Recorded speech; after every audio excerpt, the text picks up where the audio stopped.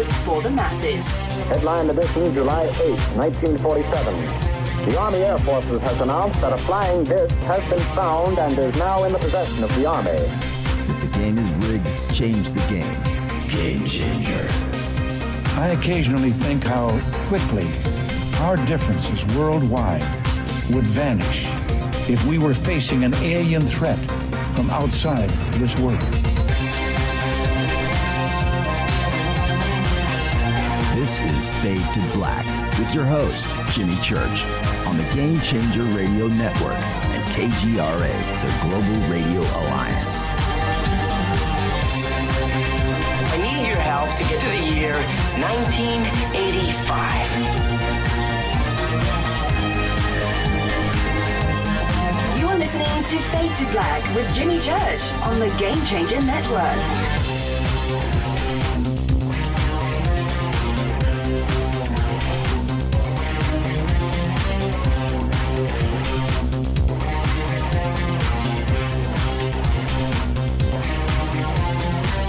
Good evening, Fade to Black, bespoke radio for the masses. Yeah.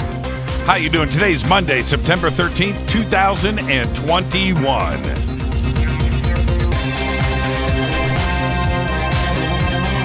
$257 days into the new year. Only 118 days left.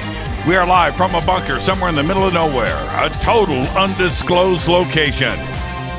But it is beautiful, and you have no idea. Friggin' amazing in here. All right. I would like to welcome everybody listening all around the world, all across the United States. Hither and thither, to and fro, back and forth, up and down, east and west, north and south, far and near. This is Fade to Black for KJCR, the Game Changer Network, and KGRA, the planet. I'm your host, Jimmy Church. What is cracking, everybody? Are you ready? What an amazing week we have got coming up. Tonight, Barry Littleton is with us. We're going to be discussing his life of ET contact. That's right. Disclosure. Tonight with Barry Littleton. Tomorrow night, right here on this very show. You think I'm joking? Michael Oeming and James Tinian IV are both here to announce their new graphic novel series. It's called Blue Book. Yeah. That's tomorrow night. Wednesday night, Richard Dolan joins us. We're going to be, I'm calling this the Wilson Doc, the final cut. Yeah, that's Wednesday night. Yeah, you've been watching this stir up. And so there you go. That's going to be Wednesday night. Thursday night is another Fader night with open lines all night long. And now I'm going to get this out of the way really quick because Thursday night, after the show wraps, the Jeep is already going to be packed. All right, it's going to be ready to go. I'm going to wrap the show, boom, jump in the Jeep, and head down to LAX for the Conscious Life Expo. I'm going to be arriving there Thursday night and to get ready because Friday morning, everything kicks off. I will be hosting the Conscious Life Expo all weekend long. I had a great meeting today with the entire team over at the Conscious Life Expo. I can't believe it. It's going to be amazing. So you can still get tickets now, September 17th through the 19th, all weekend long. And I posted up all throughout social media today. Just go to consciouslifeexpo.com. The links are up. I want you to go now. If you're in Los Angeles, you know what kind of event this is. So, live event, get your tickets, come down and hang out with us. We're going to have the Fade to Black booth there, and I'll be hosting. We're going to be breaking bread all weekend. Come and hang out with us at the LAX Hilton. Promo code is Jimmy. Okay, I know what's going on. It's going to be totally cool. Now, we've got two events going on at the same time. Los Angeles and London. Okay, so if you can't attend the event live, which is great, then get a streaming package, get everything online, and you can get both London and Los Angeles and just stream all weekend long. But I want you to go and to use the promo code Jimmy and get to it. And, of course, if you're going to be live, you're going to be in person. All the Fadernauts are going to be there. You want to come down and hang out with all of us. Okay? All right. Now, I wanted to say this. Over the weekend, and I don't have time to do a full recap of everything, but we did the premiere at the Pasadena International Film Festival on Saturday night. And if you were there, you know most importantly, what a great movie Extraordinary the Revelations is. You were there, you saw the world premiere. All the Fadernauts that came down and all of my friends, all of that was great. And the team and everybody that was appearing in the film that was there, all of that was just amazing. It was great. It was fantastic. But one of the cool things about going to an event like that is I get gifts. I do. And so, look, I'm just going to say that it's so special to me. First off, Catalina, unbelievable, brought me another pound of chocolate. And this, though, some yellow calcite crystal. Look at that. Absolutely incredible. It's here in the bunker. And I was tempted, and she taped a little yellow calcite, little thing.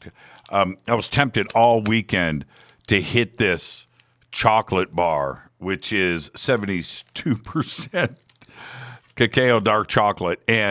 But I didn't want, I wanted to keep this whole until the show. But now, after the show tonight, I can finally break this open. Thank you, Catalina. Ramon showed up. Thank you, Ramon, and his friend Corey. Just absolutely amazing. And Ramon got me a birthday gift. But the gift is cool. I'll get to that in a second. But it was the card that was so amazing. Check this out. It's a leather jacket birthday card with zippers that work. Look at that. Very, very cool. Thank you so much for that, Ramon. But the gift, Ramon listens to the show a bit too much. He got me the floating UFO lamp. And here's the UFO flying saucer lamp. This is also a speaker and MP3 player, Bluetooth. But this sits on top. It's over there lighting up my alien, my gray statue, and my Bigfoot, and this is sitting in between it and lights it up over there. But this, Ramon, I mean, seriously, thank you so much. And then I got this too as well. And this is from Lori and Jordan Pease, but a very, very nice guitar shirt. And I don't know if you can see that, but look at the guitars. Look at that. How cool is that? And so I got that. And that's enough for now. I'll show you some other stuff too as well. Oh, Catalina's brother owns a beef jerky company, and I sampled that today. By the way, Catalina, I did the jalapeno. And so thank you for that. His name is Jimmy, by the way. Okay, so I got all of that out of the way. It was just a very special, very fun weekend. I posted a bunch of pictures up in social media. If you want to go and check that out, you can go and do that. And there you go. All right. Thank you to Brad Harris for doing what he does. He's just absolutely amazing. So that's it for now. Let's move on before I run out of time. Follow me on Twitter at JChurchRadio. Can you tell I'm in a great mood? I mean, came off this weekend, got this week of Fade to Black in front of us. As soon as we wrap on Thursday, I head down to the Conscious Life Expo. First thing Friday morning, 11 a.m., everything kicks off. Woo! And it's going to be a great weekend, 3 days live in person. the Conscious Life Expo. So, yeah, I'm very excited. Follow me on Twitter at JChurchRadio. Follow me right there at JChurchRadio. The Sandbox is hashtag F2B on Twitter. Any questions during the show, hashtag F2BQ. Lots of breaking news. Let's get to it. The second murder hornet nest of the year has been eradicated in Washington state. And the year's third nest has been located in the same area. The first Asian giant hornet's nest of the year was eradicated last month in rural Whatcom County. That nest consisted of 9 layers of comb and had almost 1,500 hornets in various stages of development. Scary. The WSDA said then that the staff vacuumed 113 worker hornets from the nest, vacuumed, in addition to catching 67 additional hornets with nets in the area at over 2 inches long. Right? Asian giant hornets are the world's largest and were first detected in the United States back in 2019. I watched a couple of videos. I watched one. This was on a documentary. I think it was on Netflix. So I saw this thing on the big screen. The most frightening thing I have ever seen. They are no joke. They are no joke. All right, North Carolina. North Korea claims it successfully test-fired new long-range cruise missiles over the weekend, according to Kim Fatty Fat's Korean Central News Agency. The report, dated today, says Fatty's Academy of Defense Science successfully test-fired the missiles on September 11th and 12th. I got a notice about it, and that the weapons had been in development for 2 years. Now, that was over the weekend. And then the announcements came officially today. But over the weekend, in celebration, I watched The Interview. And I did that last night. Seriously, I did. I forgot how funny that movie was. I did. I watched it last night. Now, I posted this today. A creepy-looking alien abduction game, PC game, called They Are Here. Alien Abduction Hawa. Yeah, that's the name of the game. It's due to be released in early 2022, and there's a free-to-play demo available now. The game follows a journalist, pulls up in a news van, right, who investigates an alien sighting at the Grayswood Farm, and he must explore the area in the dark using a flashlight, right? Already it's creepy, right? You got to take pictures, gather evidence of an alien presence, and you got to figure out, you got to get to the bottom line of this horrifying events that take place. Now, I played the demo today, and it's cool. It's cool. It's cool. I'm all in. Seriously. I'll keep you posted when the game gets released, and yeah, I'm into it. Well, also announced, yet another billionaire entrepreneur is set to ride into space this week, strapped inside the capsule of a SpaceX rocket ship as part of an astrotourist team, poised to make history as the first all-civilian crew launched into Earth orbit. No military. No. Jared Isaacman, the founder and chief executive of Shift4 Payments, that's Shift4 Payments, will lead 3 fellow crew members on a 3-day trip from Cape Canaveral, Florida, to a splashdown in the Atlantic. The tech mogul has plunked down an unspecified sum, say it is extraordinarily huge, for the fellow billionaire and SpaceX owner, Elon Musk, to fly Isaacman and 3 specially selected travel mates into orbit aboard a SpaceX Crew Dragon capsule. This is supposed to go down, I think it's supposed to go down Wednesday. Yeah, I'm going to watch that. Let's get this show cracking. Let me hit this coffee first. I'll get back to this coffee in just a bit. Can you tell I'm in a good mood? Man, I got Barry Littleton on the show. Went to a movie premiere this weekend. Man, I'm going to tell you. I sat next to Carrie from Palm Springs, and she enjoyed the movie. I just got low in my seat. I was nervous. That's a nerve-wracking thing to go through, but the movie wow, it was just great. But my nerves, I can't handle that, man. I can't handle that. Carrie from Palm Springs, she's absolutely amazing. And everybody had a great time. And the after party was really cool, too, as well. But let's get this show cracking. Happy birthday to today, Dave Mustaine. Dave Mustaine is 60. Fiona Apple today is 44. When I was a kid, I'm going to go back. I'm going to say 1994. Had to have been around 94, 95, 94, 95. I'm at Tower Records in Sherman Oaks, going through, and I'm picking out stuff. Got my alien videotapes, my UFO, alien, ET video. And I'm walking through, and I hear this music. I'm like, man, that's out of tune. It's jazzy. It's unconventional. I like that. So I go up to the counter. I'm like, dude, who is that?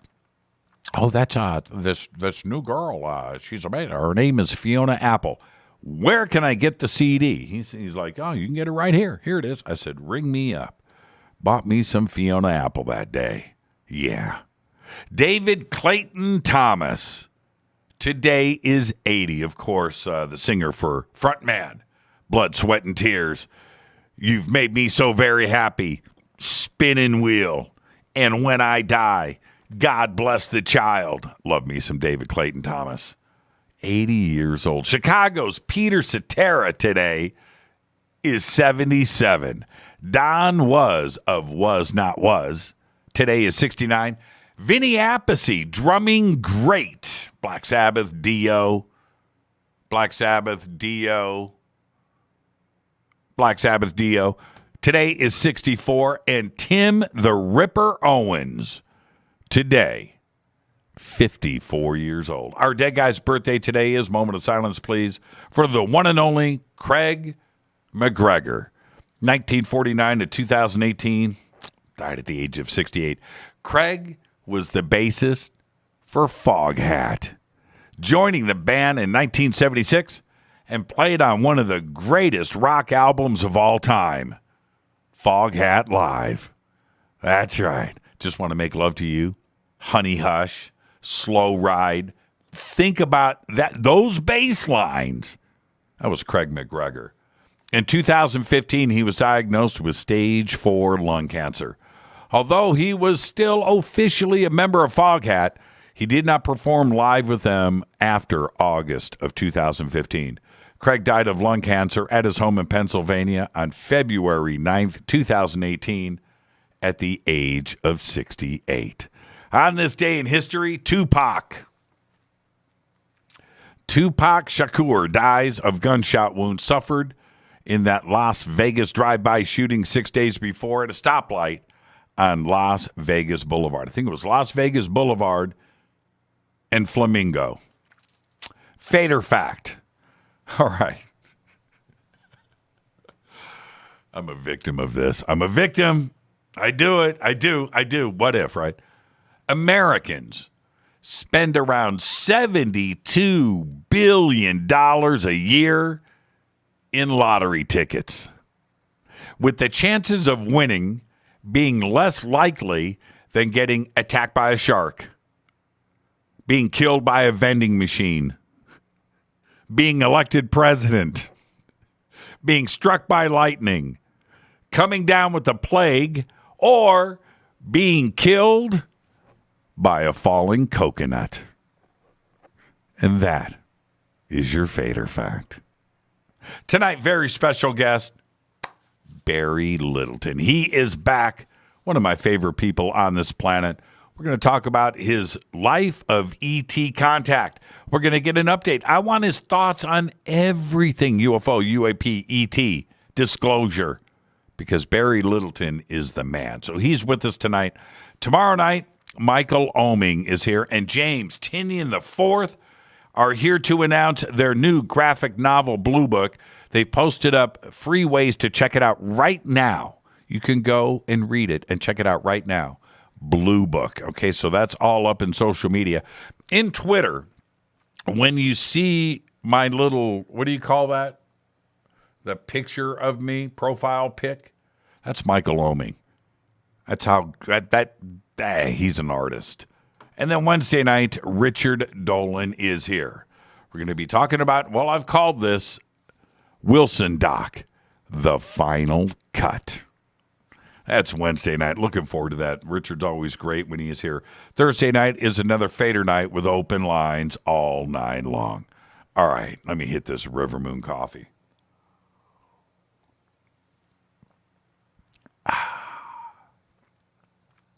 What's that, Kaz? What's that? Let me see this. Kaz, that's going to get a like every single time. You too, Chuckles. You too, Julie of York. You too, Nelson. What the? Oh, man, that is too funny. That is too funny. Slow Ride, love that song. Yeah, me too. Ken Priest. What's up, Ken? All right. Where am I? Okay. All right. Let me get all of this in. I got a lot to say. I'm in a great mood.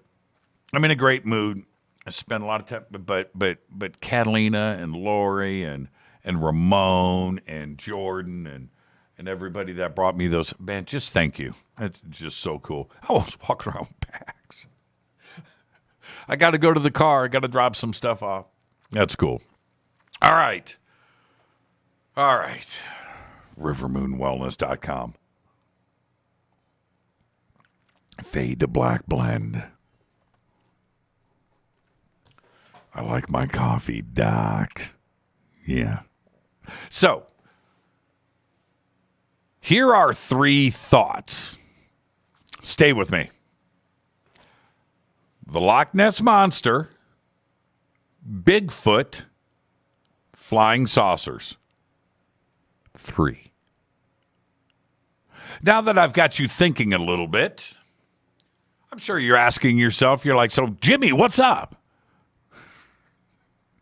That's good, actually. All 3 are old, classic terms. Think about it. They go way back.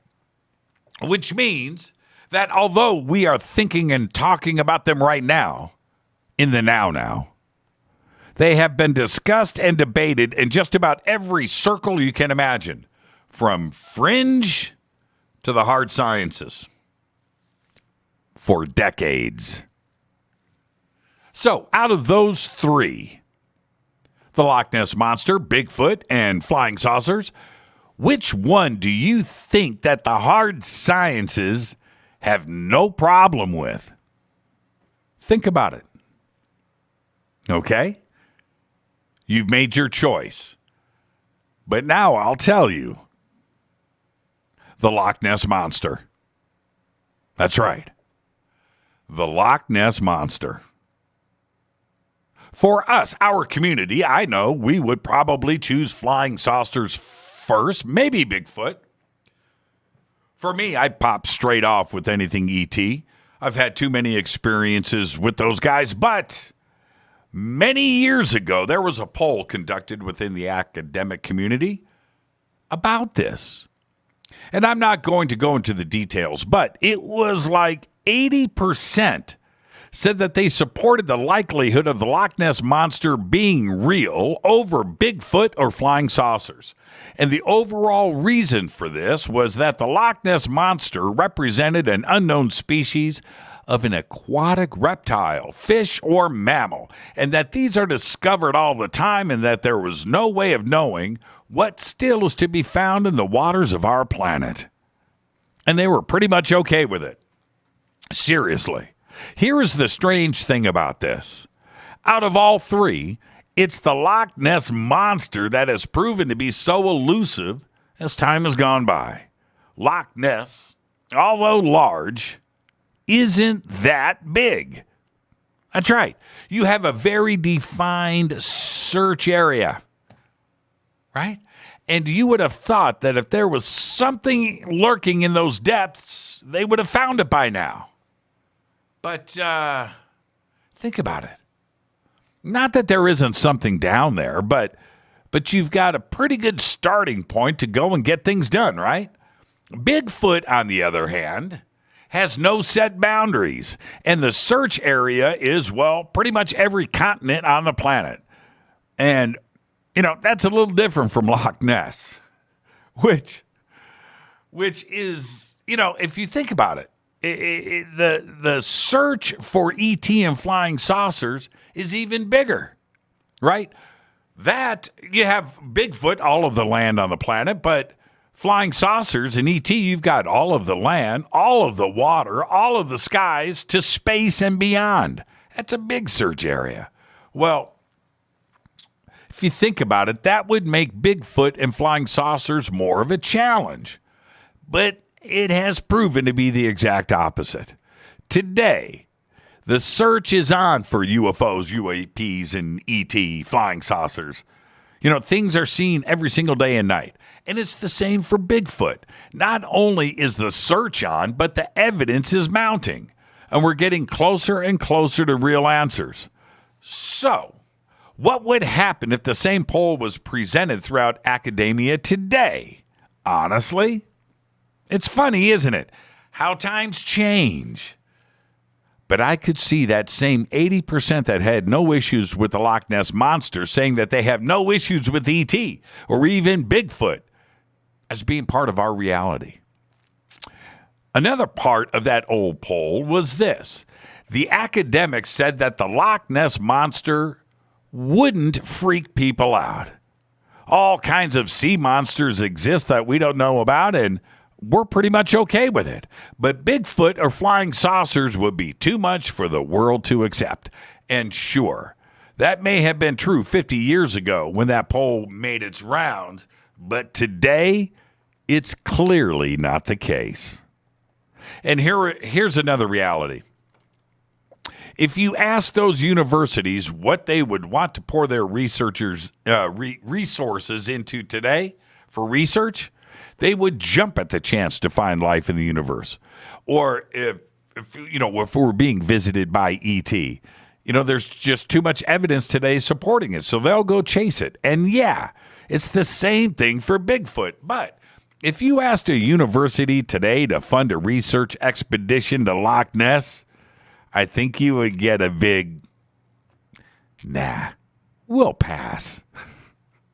Now, if we pose the same question to our UFO community, we did our own poll, something like, quote, what do you think is going to be discovered and proven first? An official statement by academia. Will it be the Loch Ness Monster? Will it be Bigfoot? Or will it be flying saucers? Right? Do that poll. As crazy as this sounds, I don't think the Loch Ness Monster would even get one vote. And that's how much times have changed. Think about it. This is Fade to Black. I am your host, Jimmy Church. Tonight, right here, Barry Littleton joining us right after this very short break. We're going to be discussing his life of ET contact. Tomorrow night, Michael Oman and James Tinian right here. Wednesday night, Richard Dolan, The Wilson Doc, The Final Cut. Thursday's Fader Night with open lines all night long on the Game Changer Network and KGRA, The Planet. I'm your host, Jimmy Church. Follow me right now on Twitter at JChurchRadio. I'll be right back after this short break with Barry Littleton. Stay with me. I'll be right back.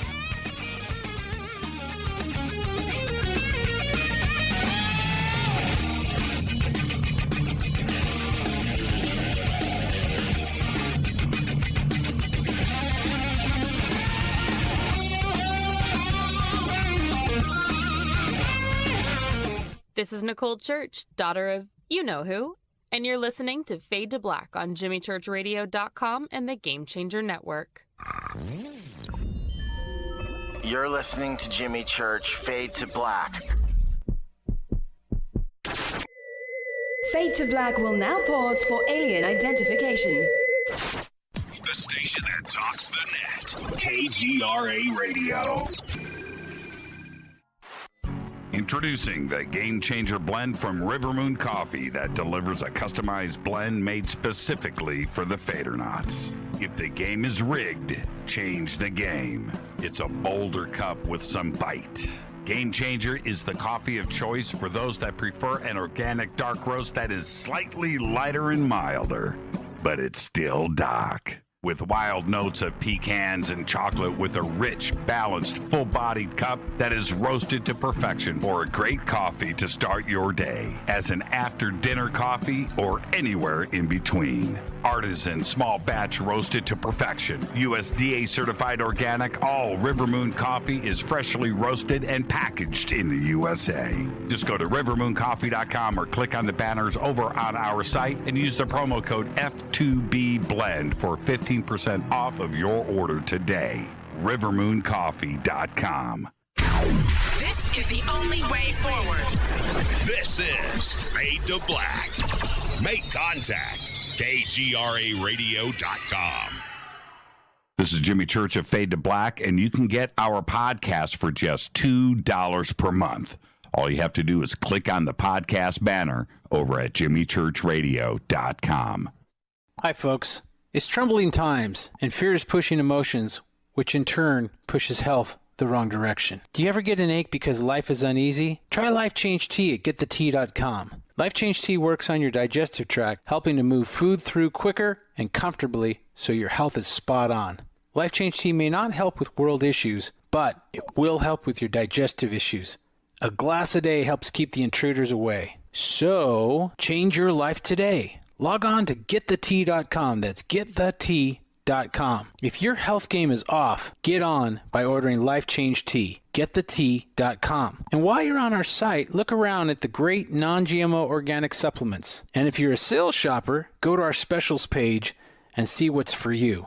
I've been drinking the tea for 12 years, and I'm sure glad for its health benefits. Again, that's getthetea.com. Getthetea.com.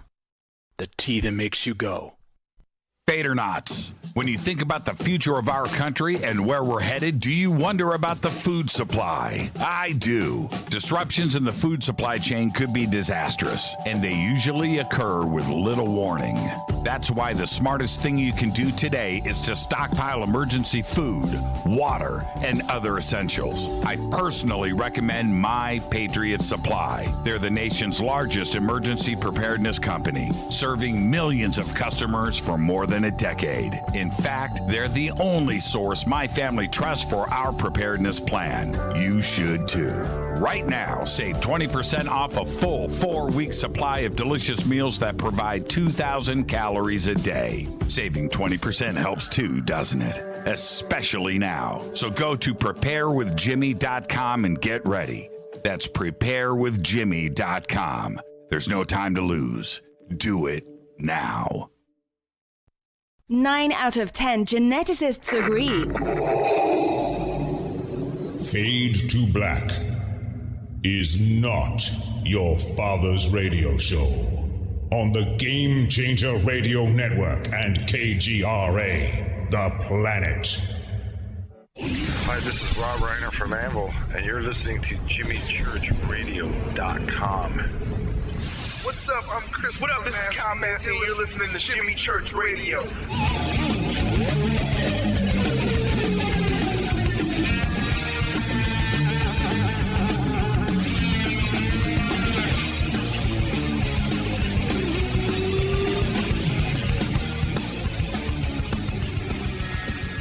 Welcome back. Fade to Black. I am your host, Jimmy Church. Tonight, Barry Littleton is here. I was just over in one of the chat rooms, and they're discussing Elvis. Somebody said they don't believe in Elvis. What? I had to comment. I got to tell the truth. I got a velvet Elvis hanging above my bed. I do. No shame in my game. Tonight, Barry Littleton is here. Joins us to discuss his life of ET contact, and his most recent revelations into ET and disclosure. We're going to do all of that tonight with Barry. He's a graduate in psychology, sociology, and ethnic studies from Wichita State University. For the last 2 decades, Barry has been involved in administration for at-risk youth, including cognitive behavioral modification and managing aggressive behavior. His childhood experiences, we'll discuss some of this tonight, included encountering dis-incarnated people. What does that mean? Strange playmates, even stranger. And awakening not in his bedroom. What? Or the house. At the age of 18, we're going to go through this tonight. At the age of 18, the experiences resulted in 4 separate encounters. And if you haven't heard Barry before on this show, and tonight you're being introduced to Barry for the first time, we're gonna venture back and discuss all of this because for me, it's about today and the now and how Barry got here. We're going to go through all of that. His website is barrylittleton.com, and I would like to welcome back to Fade to Black one of my favorite people, Barry Littleton. Barry, good evening, my man. How you doing? I'm good. How are you, Jimmy? Thank you for having me on. I'm very, very honored and it's a pleasure. Man, you know what? Why, Barry, you're always in such a great mood. Most of the time. You know, I wanted to cut and tell you something that just to thank you. You know, we've done several interviews together now, and I think you're a good interviewer. But the first one we did had made its way into the melanin dominant community, and a lot of people had noticed it, and it was a good one because it addressed some of the things that were pertaining to the racial factor at some of the conferences and in these fields all the way. And, you know, it changes things. I've had people come to me at conferences now that are melanin dominant ethnic people. And they said, I came to this conference because I heard you on Jimmy Church and I knew it would be open-minded and cool. So that means a lot. That changes things. And I want to say thank you for that. Well, first, I know you took some heat for it. You know what? Only, look, the show is too big. So you're always going to have, you know, that bell curve come into play, right? And so you're going to have somebody that is complaining. It doesn't matter what it is. It doesn't matter what it is, Barry. I could say something like, man, I used to have a Red Ryder sled when I was a kid. And somebody's going to send me an email, Red Ryder sleds, man, you're a shill. You know, it's just, it doesn't matter, man. It simply does not matter. Tonight after the show, you know what I'm having for dinner? Tonight after the show, I'm having homemade mac and cheese. It's baking right now with Italian meatballs. Oh, right on. Okay. Oh, I know what you're going to hear. Right, you're a carnivore? Man, just like I heard a lot. Let the emails come in, man. It's just, you can't make everybody happy. Yeah. But, man, with red chili powder flakes on the top. Oh, man. Ooh. Sounds good, man. I hope you enjoy. Right. Okay, so, yeah. But going back to this, I remember one of the things that, I watched you speak, and I grabbed you. You came off the stage, and I said, man, you don't know who I am. And you go, yes, I do. I said, but anyway, okay, Barry, you know, let's introduce and we started talking, and that was one of the first things that you and I talked about privately. There's nobody around us. And I brought up the good old boy white club of ufology, right? Like, this is, but it wasn't about a racial thing or anything. I was just talking about the facts and the reality of this, and I wanted to know, you know, from you personally, what it was like for you to get into this community and to get up and to present. And I didn't want to ignore the issue that is right in front of us. That what it was like for you to not only to get into this community, but how welcoming it was, and if it was cool. But and your answers, I want the audience to understand your answers to me at that point. First off, you laughed. I remember that you laughed about it. And like you're laughing now, But I said to myself, the conversation that we're having right now, Barry, we need to have this on the air. And you were like, let's go. And we did just that. And just thank you, man. That's it. It's either easy or it's not. That part doesn't matter. But it is it's only uncomfortable for those that have issues with it. The rest of us don't give a crap. Right. Yeah. Right. But it's necessary because this is one that just the confronting it changes things. A lot of people at like the conferences, they're not quote unquote racist, but they didn't really examine that factor of it, that how one-sided the attendance was culturally. And, so it's having also by addressing it, more people of color and ethnicities are coming forward, but also the conferences and the circuit is getting just as far as, I guess the community is getting more accepting. And, that's what's needing for things to change. If we're going to be a type 1 civilization, like you see represented on just the first Star Trek, on that bridge, you have a little bit of everybody. Always did. And everybody are command officers. Yep. That was the whole point he was trying to make. Yep. And if we're going to become type 1 civilization, man, I'm trying to talk about a lot of extraterrestrials that are non-physicals and non-humanoids. And I have to get stuck first on the racial structure because we cannot pass that as a civilization yet at all. So and I pretty much am safe in saying I don't think ET is looking at skin color, at weight, at body type, hair color. I just don't see it. I just don't see it that way. And I remember you and I talked about this before.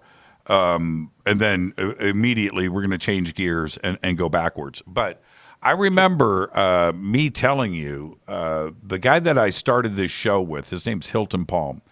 And Hilton still lives and grew up in South Central. And now South Central is a location in LA, but it's also a street. Okay, so that's why it's called South Central. And you jump down into South Central, it's a great place and everything, but it is what it is. And Hilton, a very proud black man who I love to death. He's the best. I asked him one night on the air, I said, so if you, Hilton, saw a UFO, would you talk about it? He goes, absolutely not. Right? I would not. No, not in South Central. There's a few things that aren't talked about. Ghosts, right? UFOs, anything, the paranormal. No, you pretty much are not ever going to talk about it. Now, before getting into the issues of why, I just wanted to know if that was a line that he would cry. He said, absolutely not. No. And I just wouldn't. And I just found that interesting. And is that, Barry, is that a reason why we don't have more ethnicity, right, in the UFO community?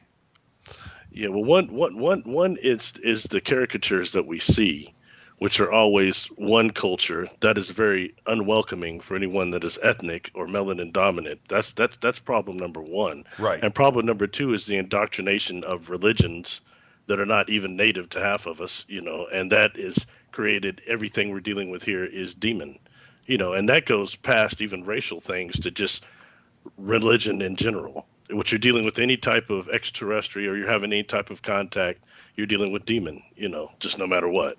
And that's, incorrect. It's inaccurate assessment, but it's enough to make a lot of people keep their mouth quiet. Or the secondly, just being the fear of being declared as insane, that's enough. But so many people are having contact right now. Like I've always said, about 75% to maybe 80% of our population has had some type of a contact. Although it may be subconscious, superconscious levels, it's happened to a lot of people and they're not talking about it. But I think that's changing. Yeah, I'm going to ask you to do me a favor. Take your microphone and move it down about an inch. Just gotcha. That's too much. Right there. Leave it right there. No, back down, down, just a little more down. Right there. Stop. Right there. Let me see. Cool. Yeah, that's cool. That Yeah. Okay. So Sorry. No. It's just making some adjustments. The beginning of your encounters, we'll talk about your age in a second, but also involved your mom. And your mom, she didn't have any issues really talking about it, as was revealed later. But was she always open-minded about UFOs and ET growing up? Well, I would just say she was more accepting of my interest in it and my interest in science fiction is what she was more understanding of. And then when seeing like a craft later on, circumstantially, kind of just involves that. It kind of falls into that. So she was not skeptical, but then later on, she was the person that turned me on to things like Art Bell, 1992. I was listening to that cat, and right. She had an interest in the paranormal, definitely. And well, she didn't deny you, right? She wasn't negative about it. She could have said, no, that stuff's not real. No. And she didn't do that. No, and actually, when I got a little older, I had forgot about an experience that we had, and she reminded me of it. Yeah, well, I got an older brother. He reminded me of it too. So it was interesting deal. But that's another story. No, we'll actually get into that. So, a life of contact, and I think that truly, this is your life. It is a life of contact that continues today. And now, for those out there that have never heard your story, we're gonna get into that right now. This all started for you at what age? And by the way, this was in Kansas, Oklahoma, Kansas. Yes, Kansas. Yes. Kansas. Okay. At what age did this start? It really started amping up when I was about 7 years old. And a number of things happened at the years of 7 years old. And I think that's an age that happens, I think, for a lot of contactees and experiencers, is that age, where something will happen significant. But that's when I started encountering the first thing was waking up, like, not in my bed. And this thing was like another school. And it wasn't the school I went to during the day. And, and this was a very real physical experiences, because the next day I'd be super tired, like I'd not slept. These are real experiences, but this was like a school where you've got a room, and on this table is a glass, a bottle, or a feather, then like a bowl of water, and then these silver balls look like steely ball bearings. Mm-hmm. And the thing is, you got to move the feather first with your mind, learn how to do that, then kind of stir the water, make the water, tribble, and then next you got to start moving the balls. The balls are levitation types of some degree, and that's like the most advanced thing in the room. And there's a teacher in there giving you instructions, but I can never see them. These are things that you don't want to talk about even when you're a kid, because it's real. But when you start figuring out, like, the other kids aren't telepaths, they can't talk in their mind, you're picking up stuff off them, but they're not picking it up off you. You know what I'm saying? So these are things that eventually, when you start realizing it, that you're a little different. Definitely at 7 years old is when it started getting into my life in a way I couldn't deny it anymore, and it just advanced from there. So this was a classroom setting with other kids, other students, but this was on a ship. I would assume it was a ship, but this, I didn't see any other students. I was always alone in this room until like the very end of part of these experiences, and I was in front of these other kids and being told to levitate these balls. And, I had an attitude doing it, because one is, in my day school, I couldn't do it. I couldn't even make a pencil move or anything like that. So I didn't see the use of all this. You know what I mean? So I kind of said that I didn't want to do it. And I don't remember going back to that school anymore after that. But there were other students in that room, and that was like the last time I was ever there. And I've been asked before, did they appear to be humans? Human kids. They looked as much human as you and I. I mean, they didn't seem to be hybrids or these aliens or anything, or extraterrestrials, anything like that. They seemed to be kids. Now, you're 7 years old, and were you understanding these experiences, or was it confusing to you? It was a bit confusing. It was a bit confusing, but by the same token, it was like a challenge, if that makes sense. To be able to actually get the telekinesis to move the rooms that are on that table. It took skill. And so that was like kind of fun. And then I could watch certain TV shows and you see like people doing that supposedly. And, so it makes you delve into that more, into what that is. But I think now it's more of a type of a school a lot of us go through when we're young, that they're being prepped for further contact is my belief. Now, and this was the beginning, and right around this time, you started to have a new playmate, I guess is the best way to put it. What was the first day that you made friends? This individual actually came up when I was actually making these dams as my brother's washing his car, like on the side, and the water would run down the curb, and I used to make these dams that tried to stop the water. I was just a kid. It was like it was going to flood the world or something. It was one of those things you're playing, and this individual came and started building dams with me. So I assumed it was a kid, and he had a hat on. He rode an old Swin, and he had these sunglasses that my mother used to call, back in the 60s, I think they were called kitty cats. And so that's what he wore, but he appeared, so it says something about what these individuals can do with the optic nerves and our consciousness, and what they can appear like to a degree. This appeared to be mostly a human person, but he was a telepath like me. He was talking in my mind, and I actually, what school do you go to? You don't go to mine, and there's another school that was not far from where I lived, same age people. And he said, no, I don't go there either. I'm here visiting family. And given it that this individual was so intent on making these dams with me, I thought he was, a kid like myself. And the next time he popped up when my mother was in a conference, and I was out playing on the ground, and the other kid was going to push me off a slide, and he stopped him. Now, and so he appeared to other children to be a human also, and nobody appeared to later on. Yeah, nobody questioned anything, and there was he had a bit of a disguise. Tell us about that. Well, okay, which part you mean, when I saw him on the ship? No, when he's pulling up on his bike. Didn't he have? Oh, well, when we were in the playground, after he stopped the kids from pushing me over, we went to the side over there and we're talking, and he said he wanted to show me something, and he ran and jumped.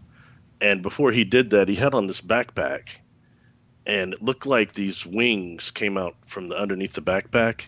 And the only way I can describe it is the way the wings look on like a ladybug. If you've ever seen how they come out from underneath the hard shell, the separate wing. Yep. Do you know what I'm talking about? I do. Yeah, it looked like that. He took a jump that I would estimate now would probably be about 12 feet. And no one saw it, but he said, "What do you think about that?" And I said, "I think you're like some sort of bug or something. Get out of here," But then I didn't see him anymore. But also, it's interesting when something like that happens that frightens us, we tend to suppress it. Yeah. And then later on, the next time I encounter him is years later, on what I call an acid rain experience. And that's when I was in the 6th grade. And this is the one that went, and it went so far from this weird stuff that was happening to me at night and these other experiences into really interfering with my day life, if that makes sense. And this was the Weekly Reader, right?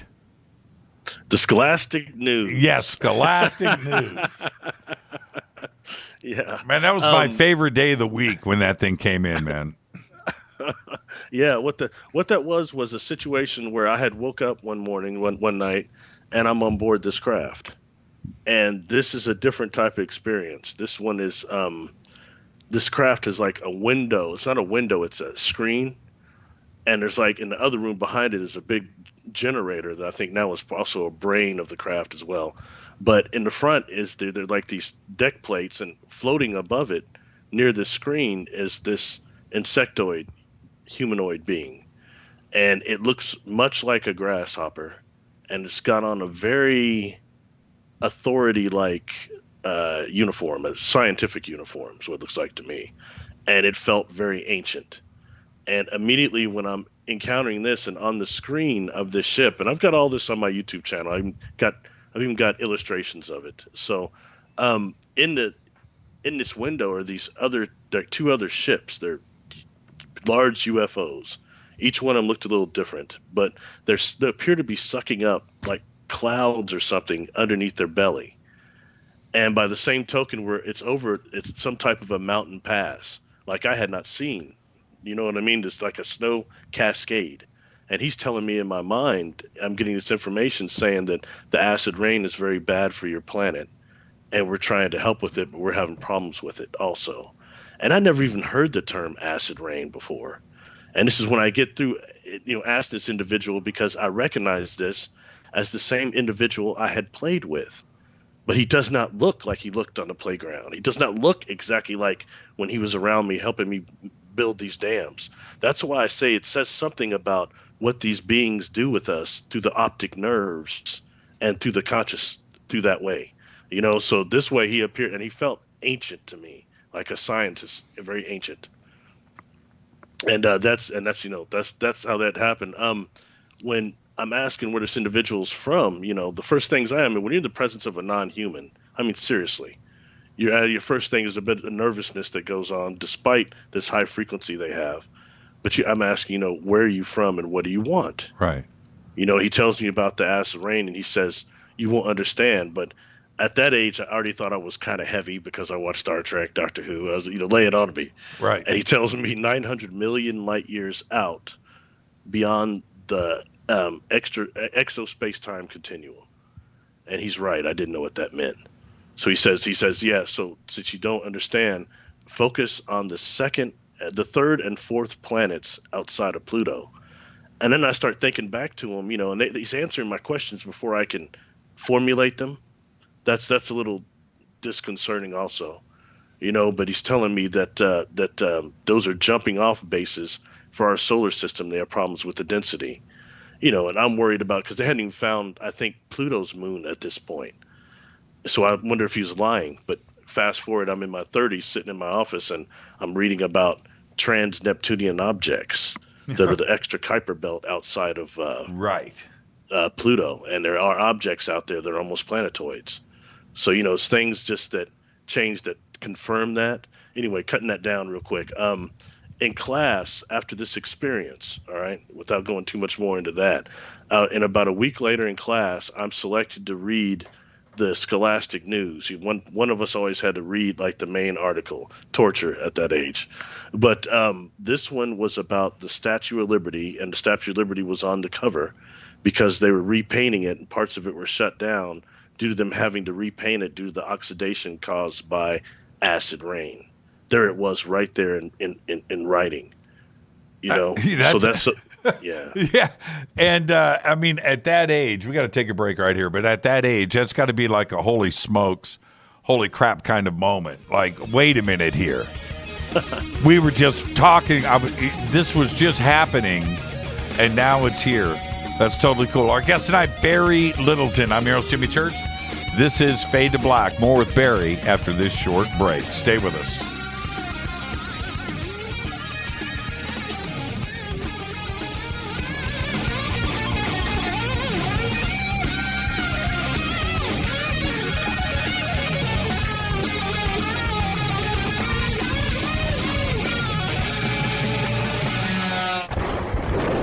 This is Fade to Black with Jimmy Church on the Game Changer Radio Network and KGRA, the Global Radio Alliance. This is KGRA Digital Broadcasting Station, Salt Lake City, Utah, Van Buren, Arkansas. This is Billy Carson with ForbiddenKnowledge.tv. Forbidden Knowledge TV has just reached its 1-year anniversary. That's right, 1 year. And as a show of appreciation, we are giving all new subscribers a free 30-day trial of ForbiddenKnowledge.tv. That's 30 days to binge watch thousands of movies, documentaries, conferences, workshops, lectures, yoga classes, meditation courses, and so much more. So log on to forbiddenknowledge.tv from your computer or mobile device, or get the Forbidden Knowledge TV app on Apple TV, Roku, Amazon, iTunes, or Google Play today, and use coupon code 30 days free. That's coupon code 30 days free on forbiddenknowledge.tv today. Because you never got that pony you always wanted. Damn it. Jimmy Church and Fade to Black on the Game Changer Network. KGRADB.com.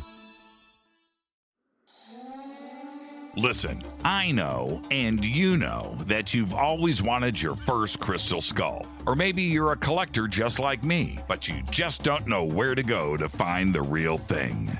Then I met Carolyn Ford over at EinsteinTheCrystalSkull.com. Carolyn is the guardian of Einstein, one of the most respected ancient crystal skulls in the world. All of her unique skulls have been imprinted sitting with Einstein in his sacred lodge and are carved from the finest gemstone and materials. Imprinting is the process of receiving the ancient wisdom from the master skull or master computer. Einstein, the ancient crystal skull. To see Carolyn's current collection of crystal skulls, just visit her store at EinsteinTheCrystalSkull.com or click on the banner over on our site. Don't forget to use the promo code Jimmy at checkout to receive 10% off of your order today. That's promo code Jimmy. Finding your first or next crystal skull is easy. Just visit EinsteinTheCrystalSkull.com. When you take the beans from Central America with dashes of Indonesian and African mixed in and then roast it to the dark side of Fade to Black, you create the ultimate brew of fringe. Introducing the Fade to Black blend from River Moon Coffee. Yes, River Moon's darkest customized roast was created for the love of Fade to Black. The alchemy of masterful roasting and smoking the beans is in every sip of this full-bodied, dark Java. I need my coffee dark, deep, with distinct bittersweet chocolate highlights, just like the bunker. Leaning further into the darkness of the roast is Fade to Black blend from River Moon Coffee. Just click on the banner at jimmychurchradio.com and use the promo code F2B blend for 15% off of your order today. Hello, I'm Katie, and you're listening to my main man, Jimmy Church, on jimmychurchradio.com. Hi, this is Ray Hobbs here, repping the planet, and you're listening to my good friend, Jimmy Church, Fade to Black, on the Game Changer Network and the KGRA digital broadcast station. This is Toby Kebbell. You're listening to JimmyChurchRadio.com. Don't hurt me, Jimmy. I'm only little. Hey, I'm Adrian Grenier. And this is Ari Gold. We're the Honey Brothers. We're of the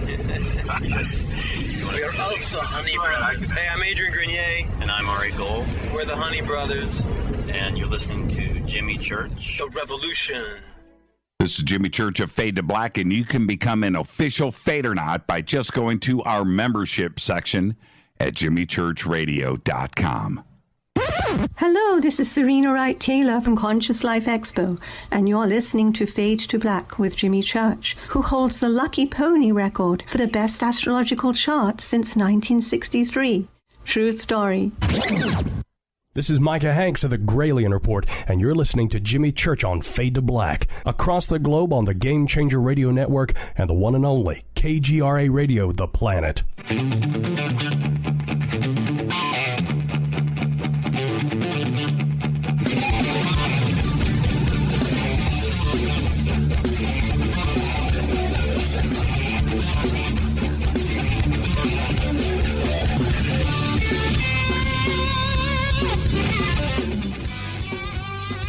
Welcome back, Fade to Black. I am your host, Jimmy Church. I've got an alien invasion in here, man. I've got a fly.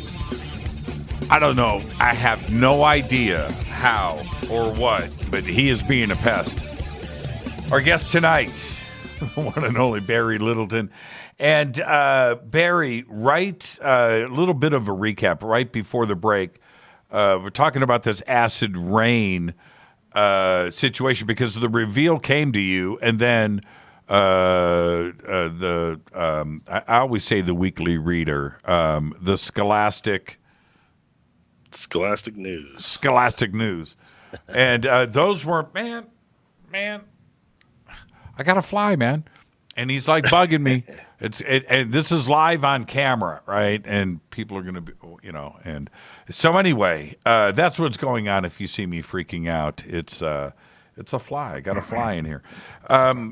There was a bunch of stuff, and I'm going to get to your mom in a second, and Omni Magazine, but there was a bunch of stuff that was revealed to you there, and my take on it was some of this was some sort of time travel, because you appeared to be in two places at the same time, and you watched a couple of things that were from the past.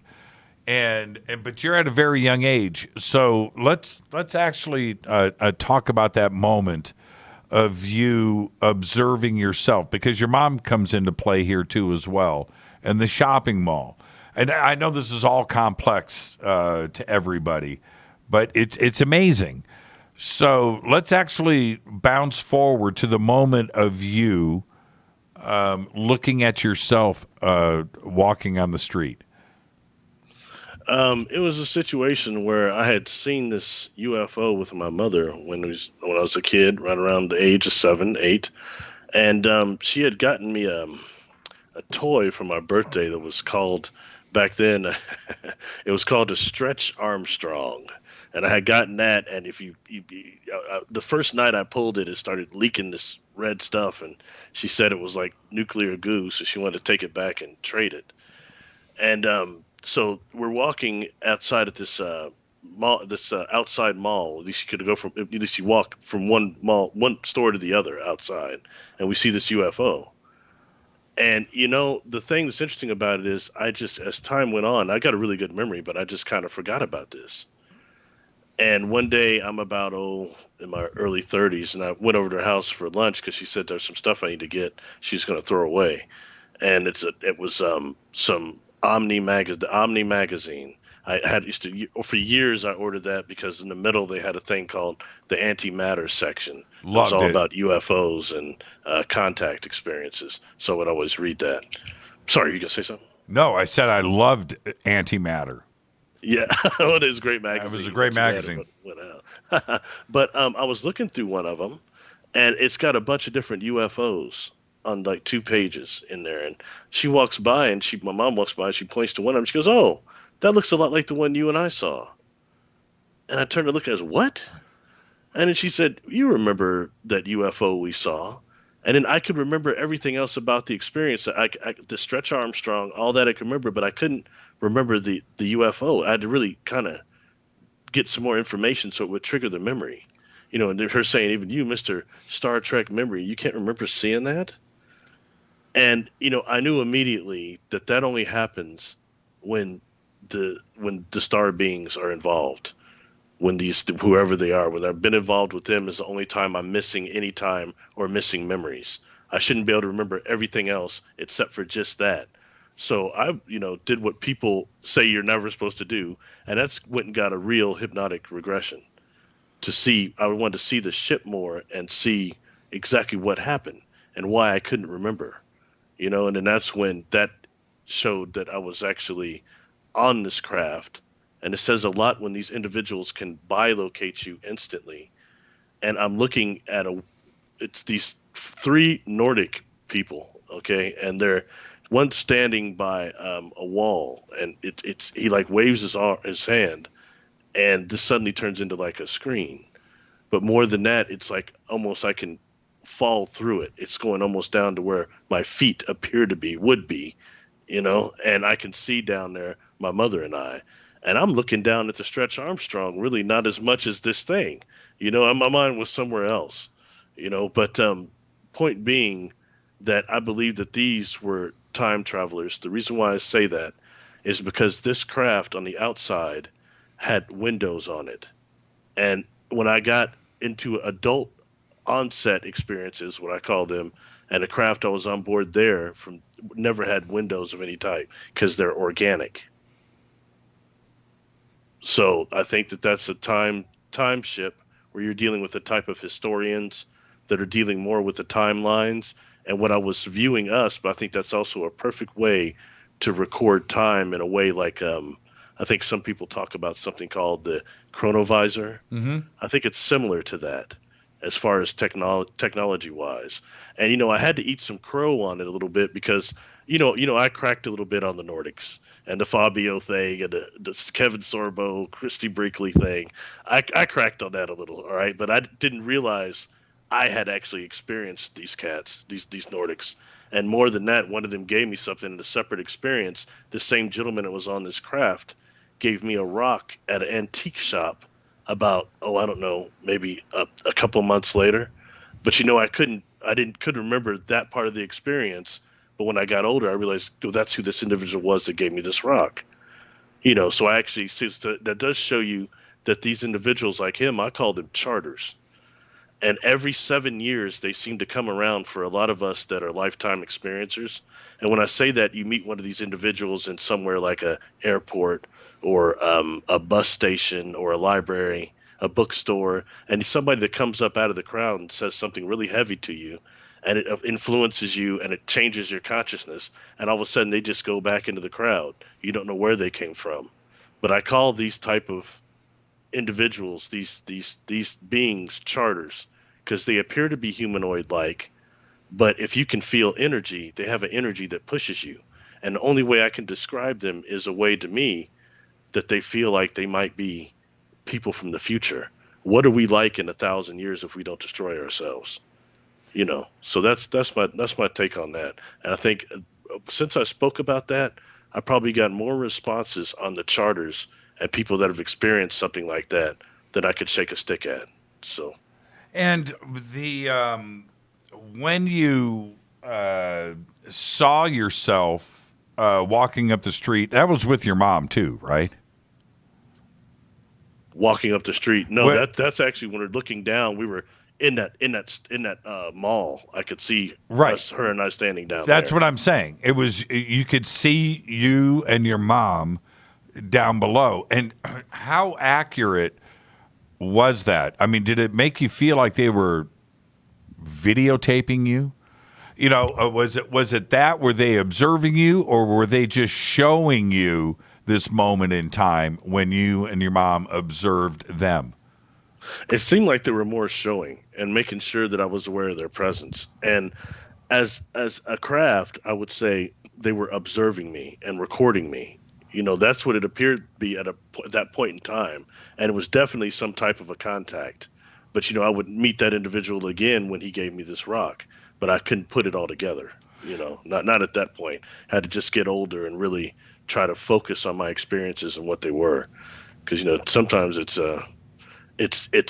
how can I say? These experiences, even though they're physical, they're fragmented. Mm-hmm. And I think most people that have had actually physical experiences like I have know what I'm talking about. There's although they're physical, and sometimes you can be in the presence of one of these beings, and when you're not looking at them and you're not with them, you've been with one of them, but you can't remember exactly what they look like or what happened. It's only these flashes. Right. And the knowing that you've had an encounter. It can be quite disconcerting because we're not trained to really try to tap into our subconscious and our superconsciousness, where a lot of these contact experiences take place. A lot of these beings have a faster vibration than us. So things have to change perceptually us for her to perceive it. But we'll talk about that later. Okay, so 6th grade, and I think I was like 10 or 11 in 6th grade. You had these experiences at the age of 18. Between the 6th grade and the acid rain, right, and the age of 18, did you have contact during that period? My contact stopped to about 12 to right around 17, and I had woke up on board another one of these craft and what was an engine and watching people touching the light coming off the engine. But but it definitely stopped from the age of like what would be about to 12 to 17. It just it changed, you know what I mean? But then it ramped up into what I call adult onset experiences that entailed the 4 times of missing time that averages about 20 hours almost of missing time for each time. It's over 4 hours each time, and that's what people tend to want to hear about. And I talk about that more because for me, as opposed to, I've had astral experiences too, like a lot of people, or dream experiences, but for me, the physical ones were always more tangible, where I could touch something and, you know, where it's just different. You know what I mean? I do. And what went down with you and your friend? Let's talk about that. And when you guys are driving, you're in a car. All right, teenagers doing what teenagers are probably thinking about driving around in a car, and how dare you? right. Yeah. But that evening, did that day seem special to you? Was there anything different that would have given you the impression that something extraordinary was about to go down? No. Not that time. You know, the first time I just was playing one of my little schemes and saying that let's go out to the country and find a nice spot to meditate and, you know, raise our kundalini. I was on that trip on the pranayama thing, and so but I had nefarious intentions, of course. Yeah, you know, meditate. Yeah, right. But I'll tell you, when the contact experience happened, there was nothing else going on. You know what I mean? We're actually trying to meditate. And then I started having, like, when the meditation started, we found a spot out there, and it felt like what a lot of times, like the Swamis call an inward revolution. It was a very powerful meditation, you know? And when I open up my eyes, I'm looking over this pond. We're still sitting in the car, and all of a sudden I see this flash, and it's like this ship just materializes. Like there's a flash and it's there. And it's got this antenna-looking thing on top of it that I now know is called a directional emitter. That's turning around, and it's like tuning me in like a radio frequency. Rew. And, you know, and I'm looking over it, and I look over at her, and I want to say, like, hey, do you see this thing? And she kind of is meditating. She shakes her head at me. She says, hey, man, whatever your thing is, that's your thing. Leave me be. So I didn't say nothing because I didn't want this feeling to stop either. You know what I mean? There's an immense amount of almost elation that came with this contact. Sure. If that makes sense. Sure. You know, and it's perceptually. You're very sharp perceptually when this happens, and then the rest of the contact proceeded on from there. You know, I closed my eyes, and then basically I see things. I have this experience, but then I'm opening up my eyes, feel like I'm descending, and I'm looking at her, and she's looking at this craft. Now, okay, let's stop right there for a second. So the craft is in front of you. I'm going to paraphrase a little bit, but you see the craft. She's like, dude, don't bother me. I'm in the zone, right? So you leave her alone. You go back to doing your thing, and you open up your eyes a second time, craft. But now you look at her, and she's looking at the craft. Now she sees physically. This is not an out of body. This isn't a dream experience. This is physical in the now. This craft is above you, in front of you, in front of the car. Yeah. And you know, and it broke the frequency a bit. That's why I opened up my eyes and looked at her. And at this point, you know, there's definitely contact. It was physical, whatever was happening. And I tell her, I said, they've been here for a long time, you know, don't mess it up. And she started almost, you know, hyperventilating a bit, looking at the window, looking at me. And then this thing takes off behind us. Okay. Like around the corner, it seems like it takes off. And then the next thing I know, her and I are standing outside of the car, and the car is turned around the other way from it was. Okay. So that is, and then we're looking at this thing in the sky. And I'm looking at this sky and the thing. At first, I'm thinking, okay, this must be like the sheriff. We're way far out there. This can't really have what just happened. I'm seeing these images of these beings in my mind. I can see technology, and this is specific. But, you know, but if this makes any sense, the more you get away from the event horizon, the more it starts fading away. So anyway, I'm watching this craft, and it starts first. It looks like a metal craft with this light on the top, and it starts looking like there's almost static, like a TV around it, like TV snow around it, and it starts morphing, and this thing morphs into these crystalline stalagmite looking things that are connected like a molecule. It's what J.J. Hurtak calls a tripyramidal Merkabah. Did you say static on the outside like a TV?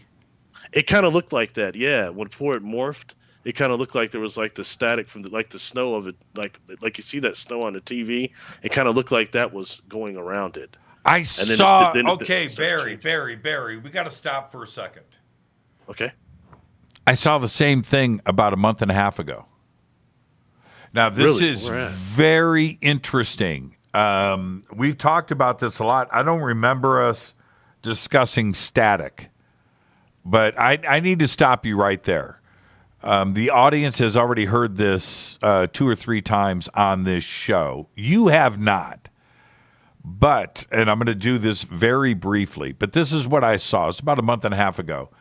Out above Edwards Air Force Base in the Mojave Desert down here in Los Angeles. And I was standing out there and out in front of me. Now, this is like not in the sky, right? But this is like in front of me about 2 miles away. And then I see in the black sky, I don't see a craft, but I see this like static. And that's the way I described it, like static on a TV. It was like fluttering, and it was, and I could see, and I'm like, what is that? And it's big, whatever it is, but I see the static, and then it does it twice, right? It stops, goes black, and then it starts again, like a static, like a static on a TV, and it's black and white, and then it goes. It like lights, and then it goes right around the craft, the light, and then went black. And I was like, what? What am I looking at? And then it did it again. It did the static, right? And then went right, and then went right around. And then I could see that the craft was round. Now, that's what I saw. And then it didn't happen again. It was gone. Okay, I'm curious. When it was gone, how did that experience end? It ended in blackness in the sky. How it ended? Well, how it ended was this: I had my cell phone in my hand, down at my waist, and that's when, because this happened pretty quickly, I went, man, I got to shoot video of this. So it happened twice.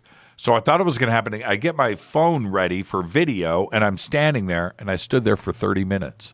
Nothing. It was just gone. And that's how it ended. I went back the next day in the daylight to see.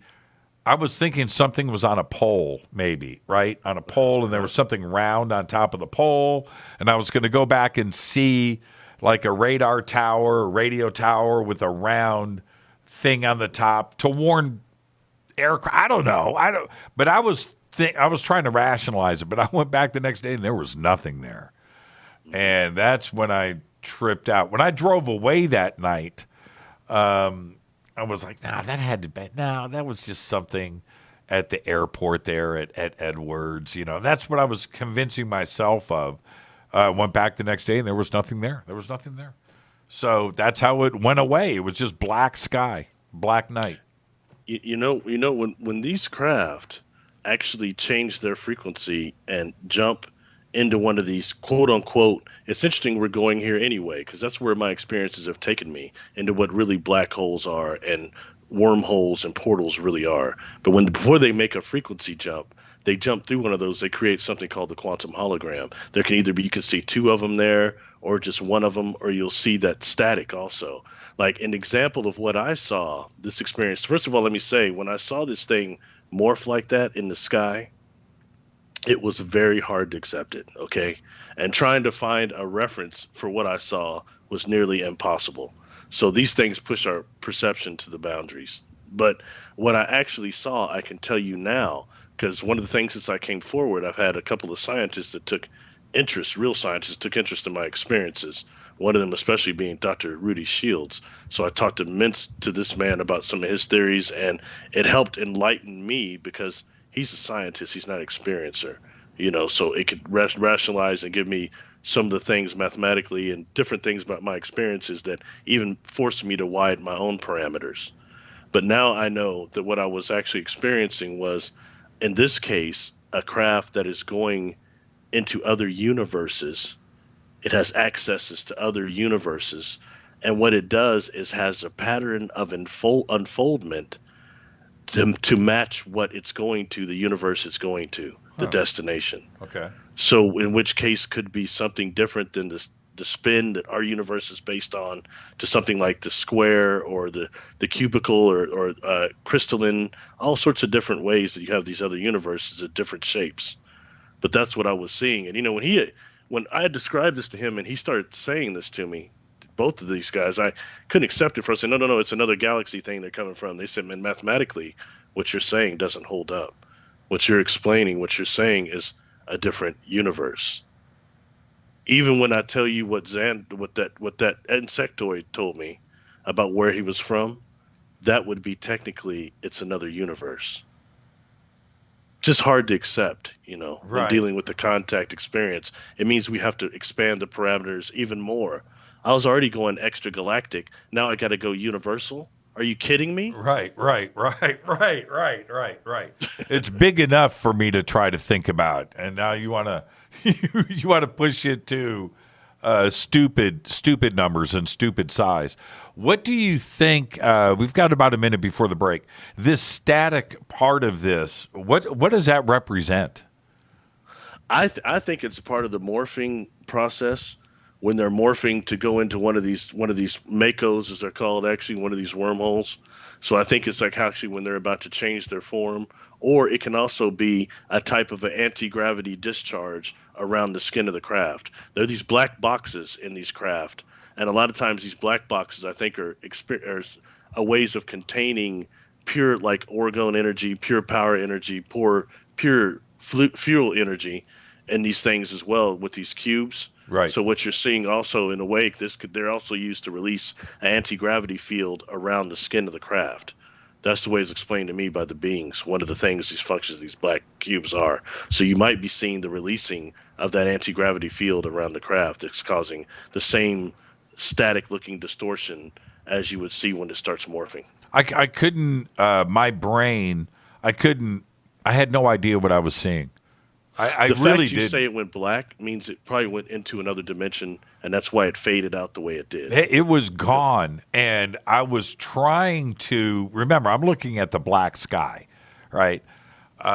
So I locked on the static, and I could see it. But when it went out, there was nothing there, and so I don't know if it was because my eyes were adjusting from seeing something lit up like that to black, but it was a void. There was nothing there. There was, and I was hoping to see something move.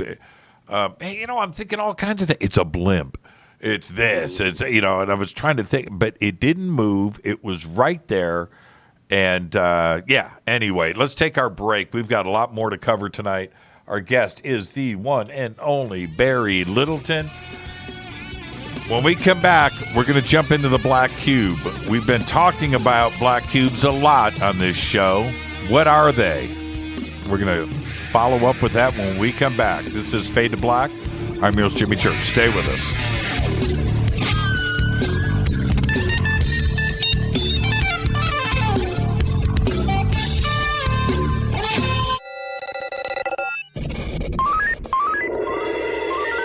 Way out here, we listen to Jimmy Church.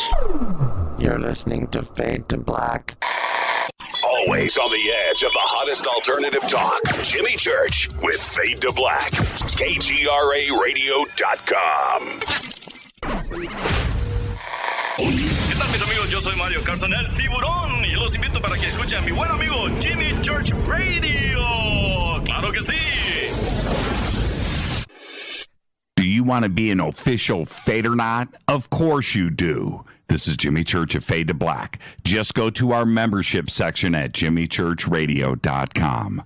This is Jimmy Church, and I invite you to attend the 20th Annual Los Angeles Conscious Life Expo live and in person this September 17th, 18th, and 19th at the LAX Airport Hilton. Connect with exhibitors, community, thought leaders, and friends as we begin to recreate the world. You can also watch the expo from the comfort of your own home. Live stream from the main stage in Los Angeles and from the main stage in London. Truly a global simulcast event broadcast around the world. Live stream and in-person expo tickets are available now. I'll be your host all weekend long from Los Angeles. And on Friday, it's my Ancient Secrets and Earth Mysteries themed segment with James Keenan, Caroline Corey, and William Henry. And on Saturday, Daniel Sheen and I sit down for a one-on-one interview live. We have an amazing lineup of 25 speakers, including Bashar, Gail Thackeray, Kimberly Meredith, Whitley Strieber, Stephen Bassett, Daniel Brinkley, and Lisa Garr. Please visit ConsciousLifeExpo.com for tickets and info. That's ConsciousLifeExpo.com and use that promo code Jimmy for a special discount.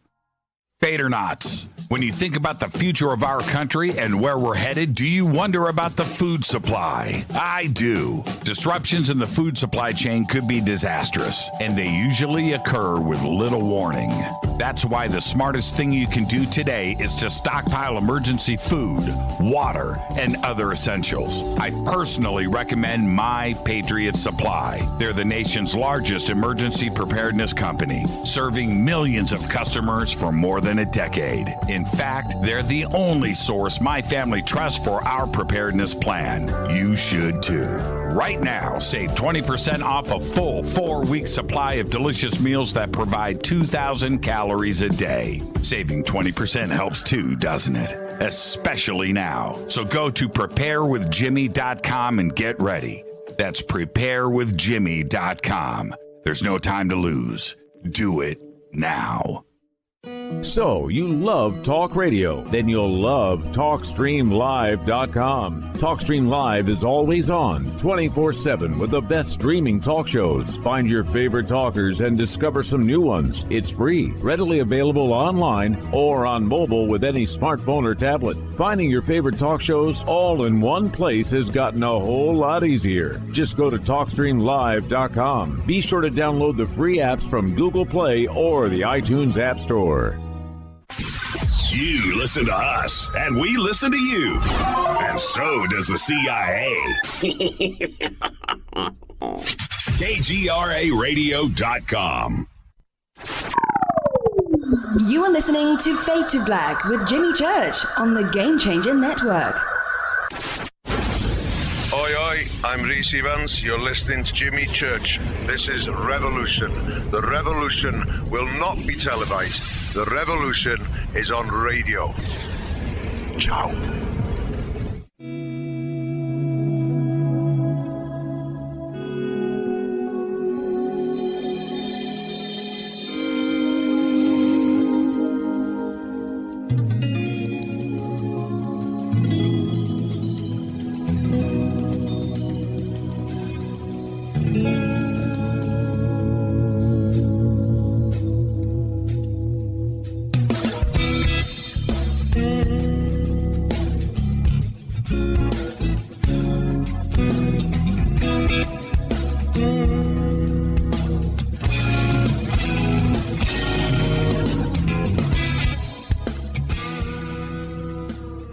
Welcome back, Fade to Black. I am your host, Jimmy Church. Our guest tonight, Barry Littleton. And before we get back to Barry, talk to you about preppingwithjimmy.com. That's all you got to do. That's all you got to do. That's all you got to do. Just click My Patriot Supply and be prepared, especially with everything that is going on right now in this country. It doesn't matter. It's floods, it's hurricanes, it's wildfires. Things are going down all the time. You can never predict tornadoes, and when you may need to be prepared. So just go to My Patriot Supply. We've got great, excellent deals and discounts going on right now. Just click on the link in the video description box below. You can head over to jimmychurchradio.com and click on the links over there. We've got a great water purification system that was just added to the website. So go and check it out now. My Patriot Supply, preppingwithjimmy.com. Now, Barry, you and I started talking about the black cubes a few years ago, and I found that very fascinating. And just recently, there is, not to get into something lengthy right now, but there is a location in the southeastern United States. I'm not going to say any more than that, but there's a piece of property there that's being investigated, and they've got a large crew out there and videotaping and all kinds of scientific equipment. But one of the things that happened one night is they videotaped a black cube out in the middle of this field. And so they go out to this black cube, and the team gets close to it. Again, without getting into, but apparently they stepped into, can't describe it any other way than another, like a parallel world situation, another dimension, where things look different, appear different, and so forth. And then they stepped out of it anyway, but a black cube. Now, there's more to this story than that, but when you hear me describe something like this, could we be talking about the same thing? Well, first of all, synchronicity is a thing, isn't it? It sure is. I just came from a conference about a week and a half ago. The one we were talking about. Yeah, the disclosure, the Camp Disclosure Conference in Helen, Georgia. And I met the individuals you're talking about. They were the team that did that. Oh. And yes. Okay. And one of them came to my presentation and took an interest in some of the black boxes that are in my illustrations. Very cool team they are. Yes. And I'm glad to see that some of their information is getting circulated. Now, Barry and I have not talked about this. In fact, you're surprising me probably as much as I've just surprised you, but it is called synchronicity, and you just got to grab hold of it. Yeah.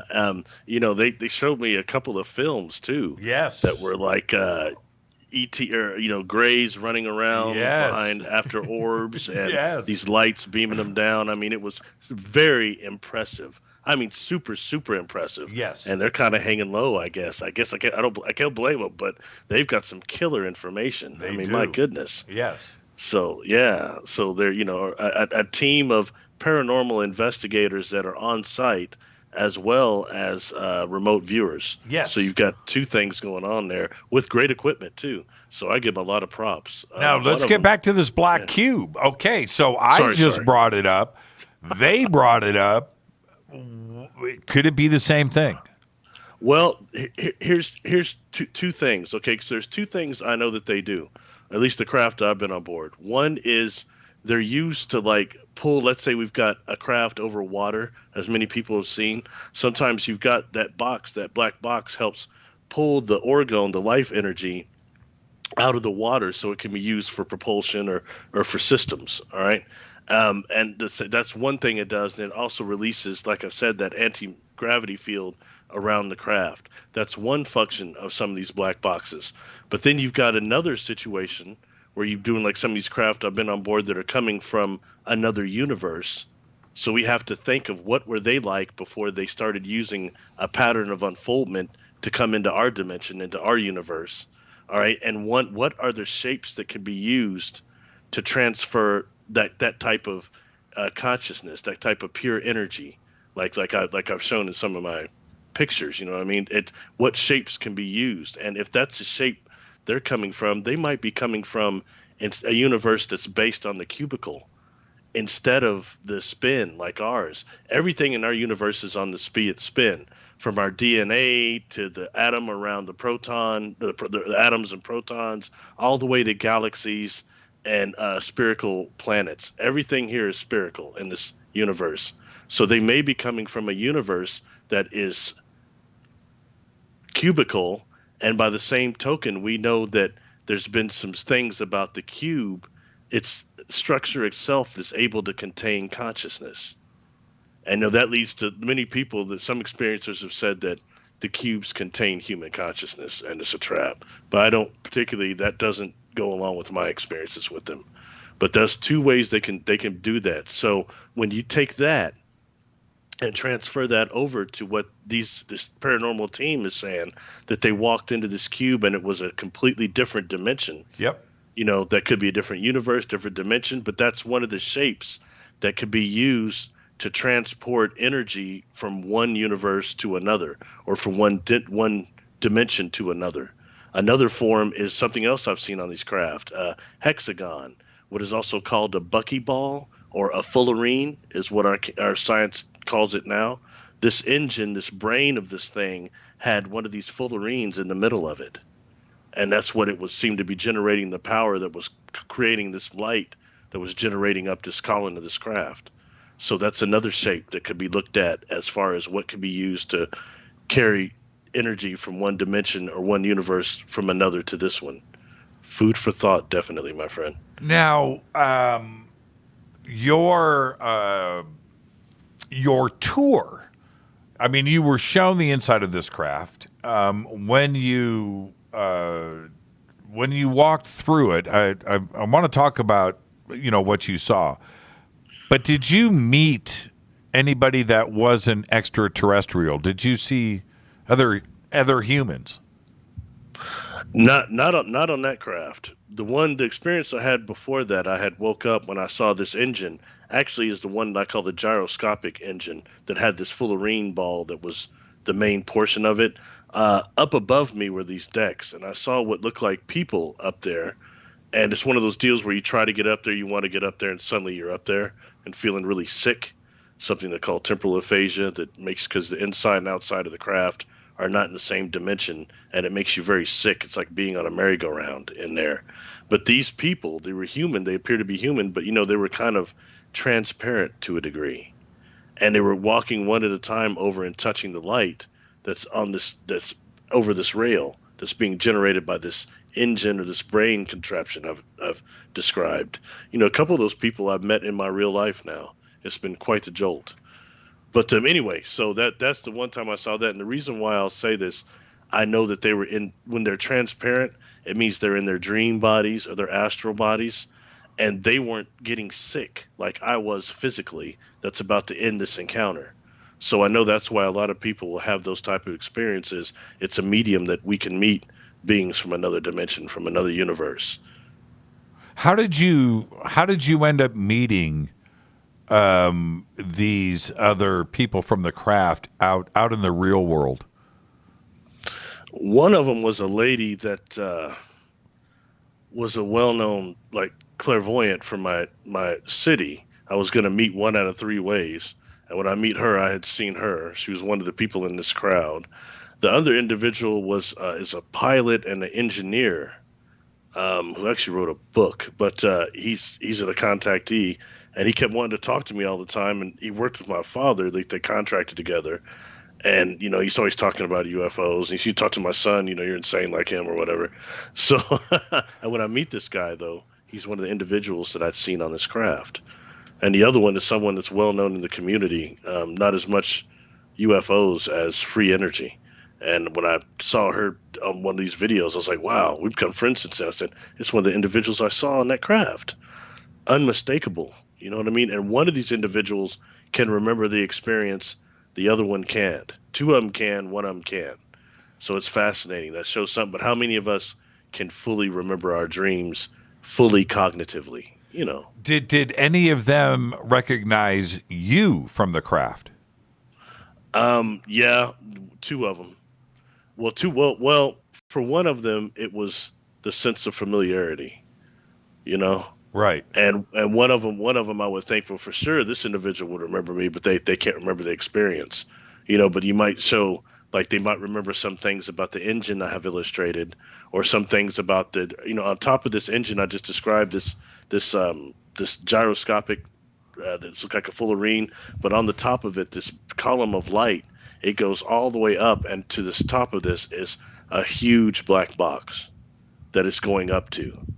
And that's what I know that's being used for anti-gravity too, and it's a power thing also, is what they were doing. Somehow it helped polarize the light, this pure inner life energy that they're using, you know. Can you describe the well, we can do the first ship with the engine. Were these two different ships? Yes. Okay. Yes. Let's stay. So you've described this how big? Okay, wait a minute here. It sounds huge, right? If you're discussing levels like that, and you see people, how big is the interior of this room that you're in? It's big. To me, it looked like, you know, like if you were on like the level of like a large bank, it was about the size of that. You know what I mean? And when you look up, it looked like there's about 3 floors. But this engine was big, this ball in the middle of it, and around this ball were these rings. If you've ever seen the movie Contact, and it tripped me out when I saw this years later, the movie Contact came out, and there's a certain contraption they drop her through before she goes into like the portal. Yeah, it looked a lot like that. I mean, they had the things these rings going around that, and I was thinking, like, who in the world made that? Somebody's seen something, you know? Right. But yeah. So that was big. So this was a big contraption. I mean, it was definitely, you know, like easily, like, you know, 3 times my size. Easy. It was a large contraption, enough to where this light it was generating was going up this column, large, and it would be like, imagine if you were in like a city building, like a bank, it would be like going up to the top where this black box was. Now, and so you described some of the people on that were translucent. So they were not there in the physical, but you were. Yeah, I was. Yeah, and very sick. There's this dizziness. This, like, it almost feels like you want to throw up. They called it when they were telling me temporal aphasia is what they were telepathically telling me, because the outside and inside of the craft are not in the same dimension.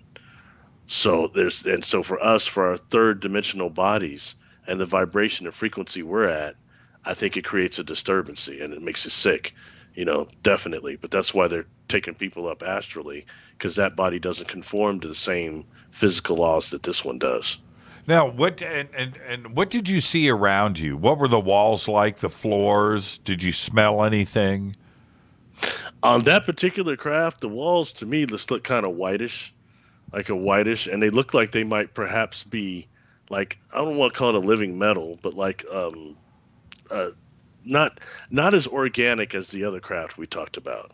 The other craft, the inside, I didn't touch the walls on this one though, but the other one I did touch the walls, and it felt like a type of a fungus, that hard fungus though, not slimy, if that makes sense. So a dry fungus. Yeah, and now back to this other one with the multi-levels. When you see other people up there, was there a railing? Are they like observing? Are they looking out over the side? I mean, that's what I'm picturing. The light comes almost directly up to the rails. Okay, there are rails there, and these people are going to the rail and they're touching the light, you know. And that's what they're doing. And this is like a living light that they're touching. And they're touching it in their dream bodies. So I think it says some type of healing that might be going on the soul level, on the spirit level, when you touch those. You know, because so often when a contactee will touch one of these lights on board these craft, they say it turns into a wormhole. And that takes us into what the construction of some of these engines really are. We talk about that whenever you want to, though. But okay. And by the way, Barry, lean back towards me. When you're back there, you're picking up the air conditioner or some wind. Okay, gotcha. Yeah. I can hear it, so I know that's what's going on. And right now, it's perfectly quiet.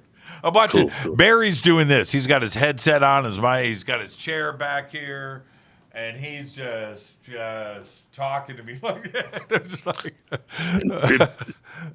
pure darkness, right? Yeah, it's awesome.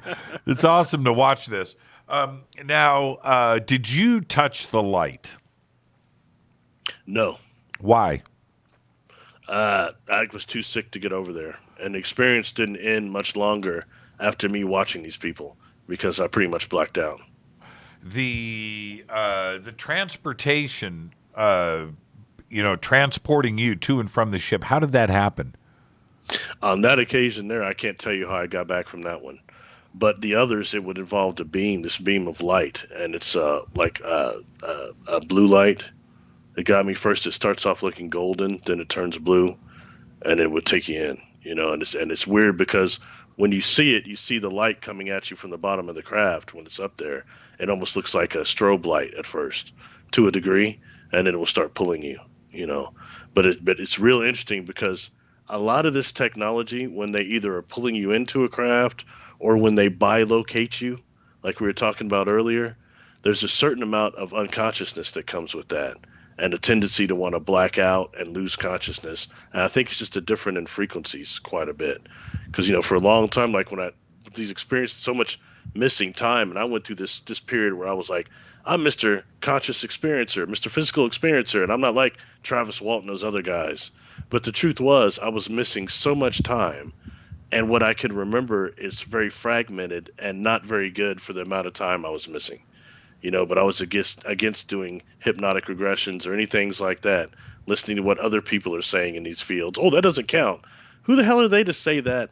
What you could experience and what you should explore with your own consciousness. That is not their place, period. When you were your girlfriend back when you were 18, did this bring you guys closer together? And did you guys talk about it, or was this a bad experience? Well, I had 3 experiences involving her, and it's good because that delusion is not shared. But I think after the initial contact, the kind of, there's this kind of upliftment that comes after these experiences for a while. And I think that kind of stuck for a while. But then after that, she's somebody that didn't like the experiences. She wasn't really cool with it. So, and I got to respect that. That's why I never mentioned her name or anything. So, but to the point of where when we had broken up, she had told my best friend, that stuff was very real that had happened to us. Those ships, it's very real, the contact. But when I got away from Barry, it stopped. Is that right? Yeah. Now, I don't know how old you are today, but I'm sure you and I are pretty close to the same age. Have you bumped into her over the years? Once or twice, yeah. Once or twice. And what's that conversation like? Very common and mundane. I had a bad car accident 11 years ago. So right. I often get asked about that. People ask how I'm going, and that can easily be a topic of conversation. But I know it's not something that she particularly would talk to people about, because I had once said, one day I may go public and I may start talking, and I'll never mention your name. And she's like, oh, thank you.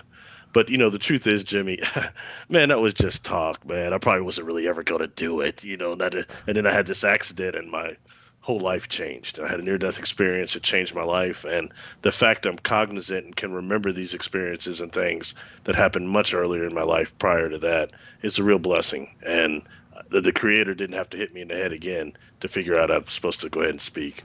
I never thought it would happen, but it did. I want to ask you really quick before the break, your illustrations of the different beings and things that you've been hanging out with over the years are very, very detailed. I mean, down to the smallest of details. How fresh is all of this staying in your mind?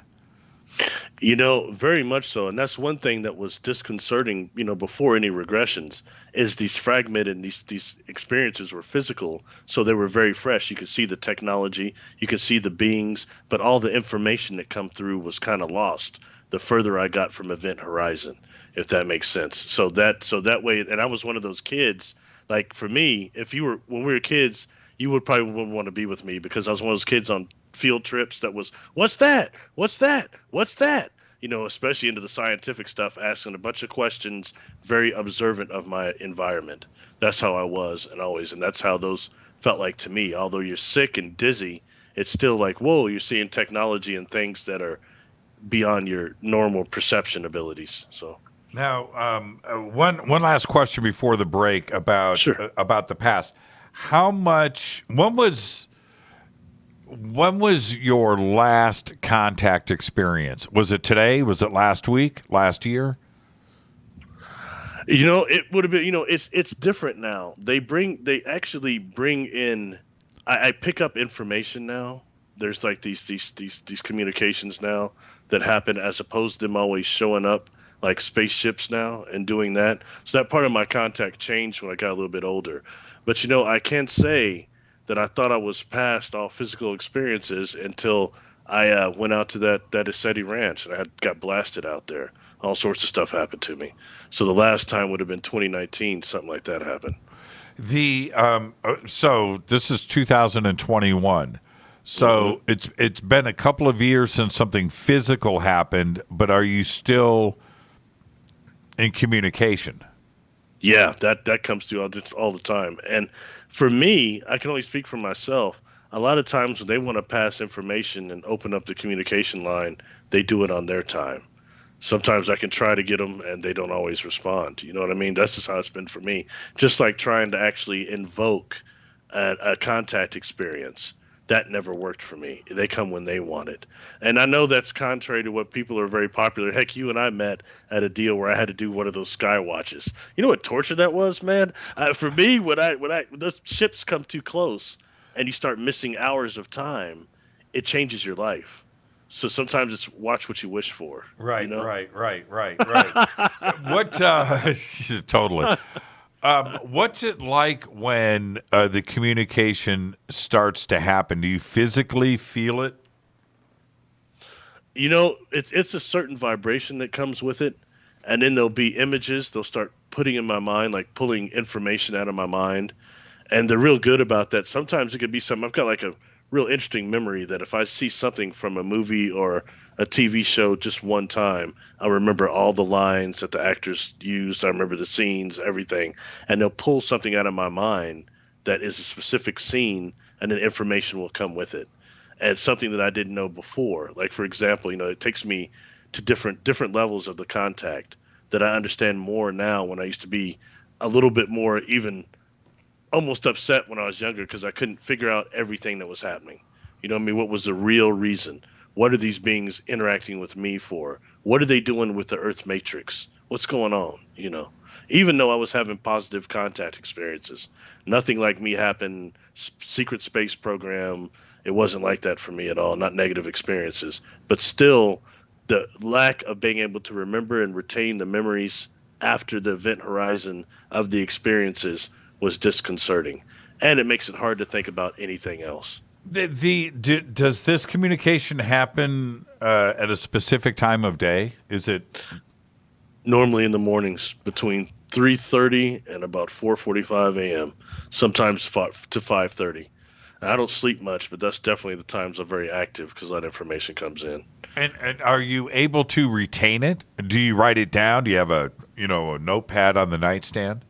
Well, sometimes I write it down, man, because sometimes the concepts are really advanced. Like, I'll give you an example, okay? One being that I have interacted with that a lot of people seem to resonate with is a being named Mana. One of the few that gave me a name, Maana.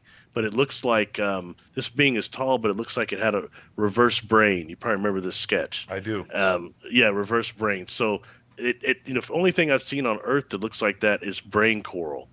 And I started wondering, one, is why this being only dealt with me when I was younger, and I got older and it like stepped off another step forward. I wonder why, and what was it dealing with the Earth matrix?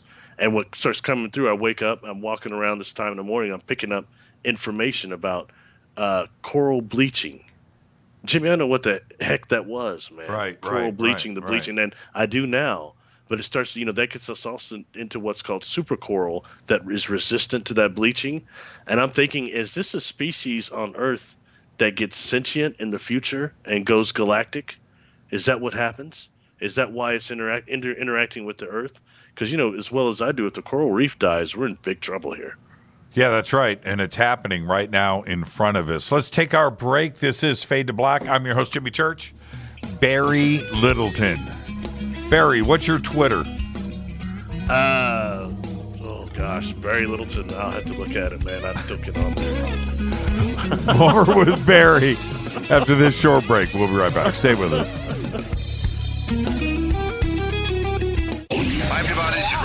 the Metal God on jimmychurchradio.com. This is KGRA Digital Broadcasting Station. Salt Lake City, Utah. Van Buren, Arkansas. Why is it we're not very good with our health regimen until it's too late? We don't put oil in the car until the engine blows up. When the body's out of balance, your health is not so good. Give your body some love. Log on to getthetea.com. That's getthetea.com. Try our Life Change Tea, which cleanses you from harmful intruders. A clean colon is one of the ways to bring the body in balance. We also carry organic supplements to help you get where you need to go. So do your body a favor. Log on to getthetea.com. That's getthetea.com. You can even visit our sales page to save some dough. Does anybody call money dough anymore? Anyway, if you're looking for short, helpful health tips, go to YouTube and punch in Health Matters Now. That's Health Matters Now. So, log on to getthetea.com, shop, get balanced, then learn some cool tips at Health Matters Now. You'll be glad you did. That's getthetea.com. Your contact for current news and trending topics. KGRAradio.com. This is Jimmy Church of Fade to Black, and I only drink Fade to Black blend coffee from River Moon. Just click on the River Moon Coffee banner at jimmychurchradio.com. Promo code F2B blend. This is the only way forward. This is Fade to Black. Make contact. KGRAradio.com.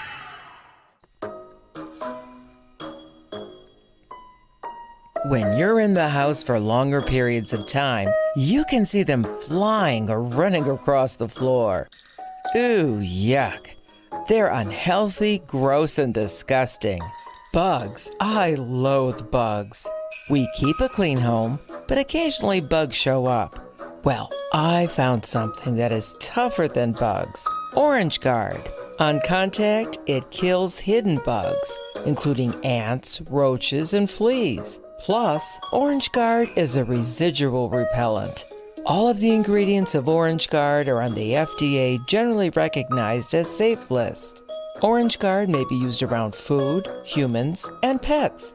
It comes with a 30-day money-back guarantee. Orange Guard, available at orangeguard.com, Whole Foods, and Ace Hardware.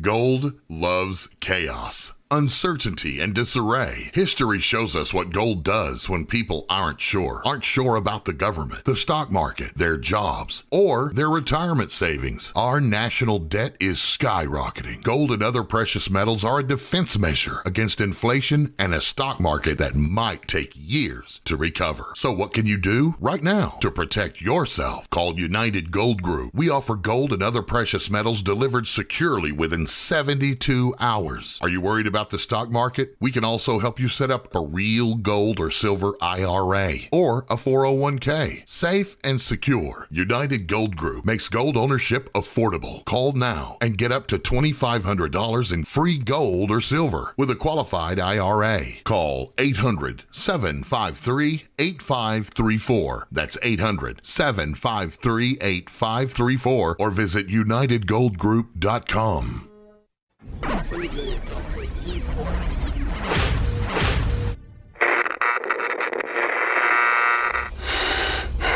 You want to know a secret? I love ponies. I really love ponies. I'm serious. I couldn't stay sane without ponies to brush. Why fade to black? Because you never got that pony, damn it. This is Fade to Black with Jimmy Church on the Game Changer Radio Network and KGRA, the Global Radio Alliance.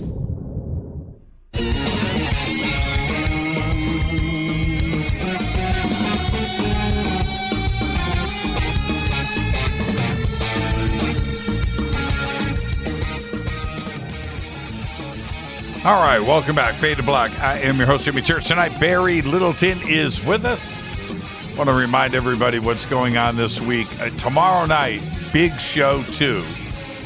Michael Oeming and James Tinian IV will be here to discuss their new graphic novel series, Blue Book, and the Betty and Barney Hill story is up, and it's in not only Michael's Twitter, but I have retweeted it, and you can go and check that out. And then Wednesday night, Richard Dolan is here. We're going to be talking about the Wilson doc, and that'll be Wednesday night. Thursday night's Fader night with open lines all night long. But tonight, it's Barry Littleton. And Barry, I wanted to take this last segment, if we don't go into overtime, to talk about currently what is going on with disclosure. And I know that you're watching all of this, the UAP task force report, of course, and all of the other revelations that have been going on, and to have, the media coverage, which is fantastic in all forms.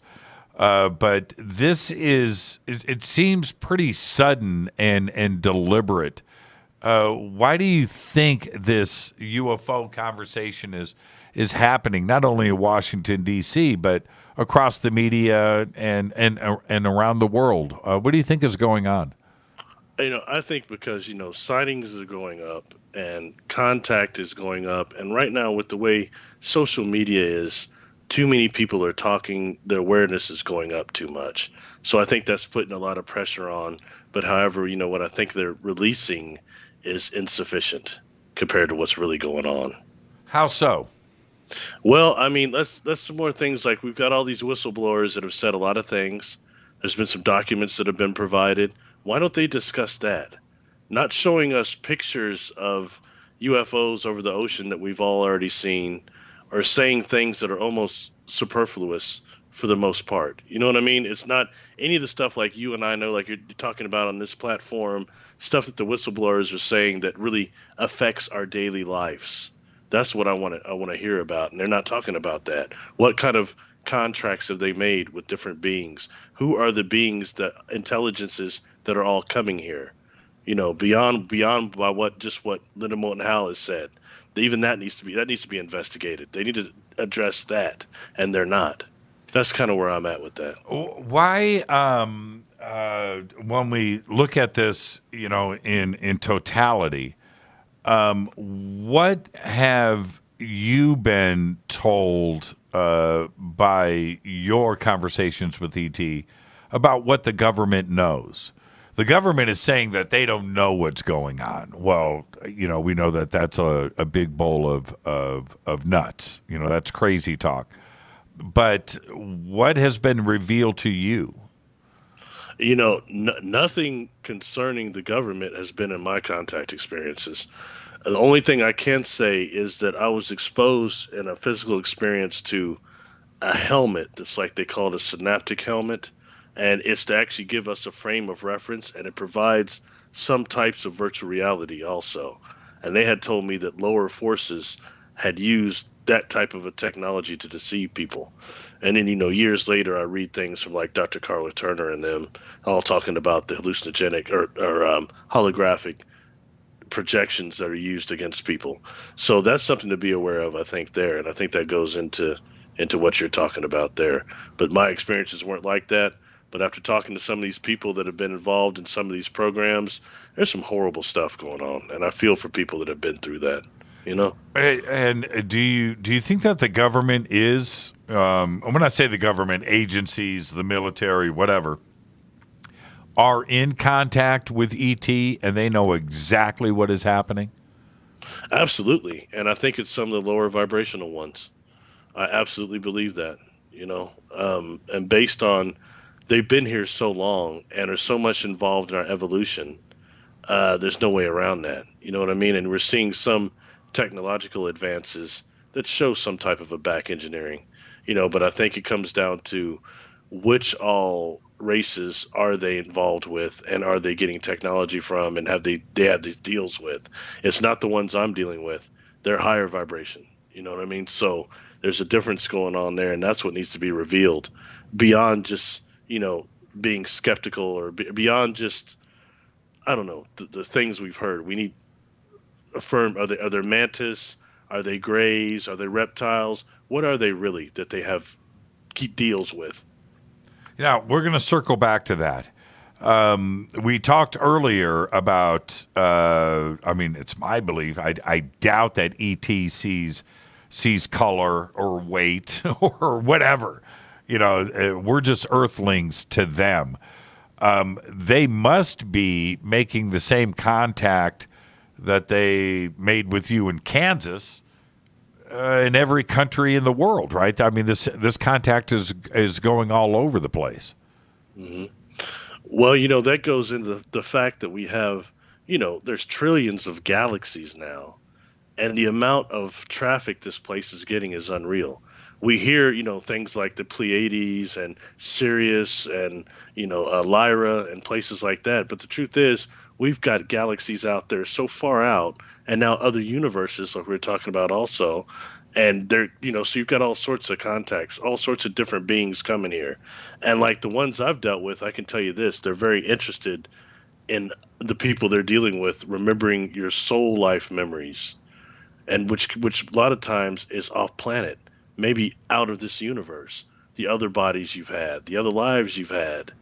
This gets into how is cosmic intelligence expressed in every galaxy in the universe. But that's, The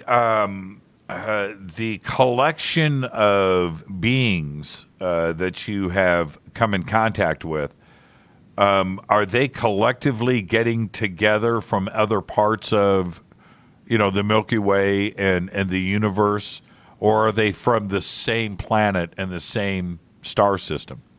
All the beings were different, but I finally got a name. Like when I was 36, man, I'm out walking. After all the time I tried to get a name, it took all this time, and I got Extragalactic Interdimensional Cooperative Alliance. And I told him, I thought back to them, I was like, you got to be kidding me. I was supposed to tell people that? We get laughed out of the, but that they're saying, no, it's no joke. Emphasis on the cooperative from micro to macro.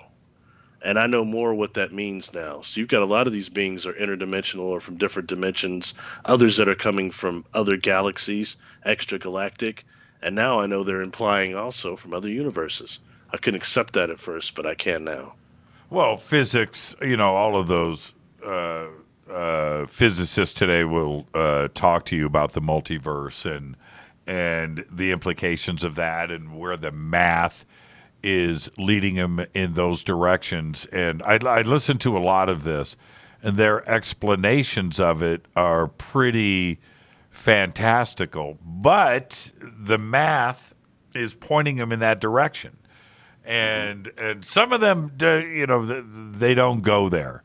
But a lot of them are. And if we start to look at it that way, when you pull away, Barry, from our star system, and then you back out, and then you look at our Milky Way, and then you back out from that, and the further you go back, when you get to the end of the universe, it's out there somewhere. It's expanding at the speed of light or faster than the speed of light. But if you could ever get to the outside, you would probably take a look around and observe what looks like another collection of stars, but those blips of light are universes. Right. Yeah. And right. I mean, it has to be that way. Well, this takes us into something else and how space and the universe really works. And this is what I've found out through my experiences. One of the big things, and this is technically what we call black holes. What are they really, and how do they work? And why do these beings, with the compound I've described before on the other shows we've done, they grow these ships over one of these MACOs, which is magnetic spheric eternally collapsing objects. And what that shows is the new data that's coming from these observatories is that these black holes don't actually take everything in. That the theory they don't have hair, that means they don't have magnetic fields. They do. But what happens is the black holes function like the hard drives of the universe. And when I say that, they operate in a function that is quite similar to our brains, like brain waves. And that takes us into, so you wouldn't think ever that brain science and black holes would be connected, but they are. Okay, quickly, I'll just say this. There's these things in our brains that are called microtubules. They're throughout our body, but especially in the brain. And they're helical and spherical. And that's the same formation of conscious waves coming from our creator or whatever. It comes in that form too. Everything like that. So these microtubules respond to that, and they also make up the neurons of the brain. And that goes into something called mirror neurons, which is not just the grab, relax, release reflex, but it's also like right now how we can understand the stories I've been telling you, how you can see that, how the two sides of the brain will mirror things.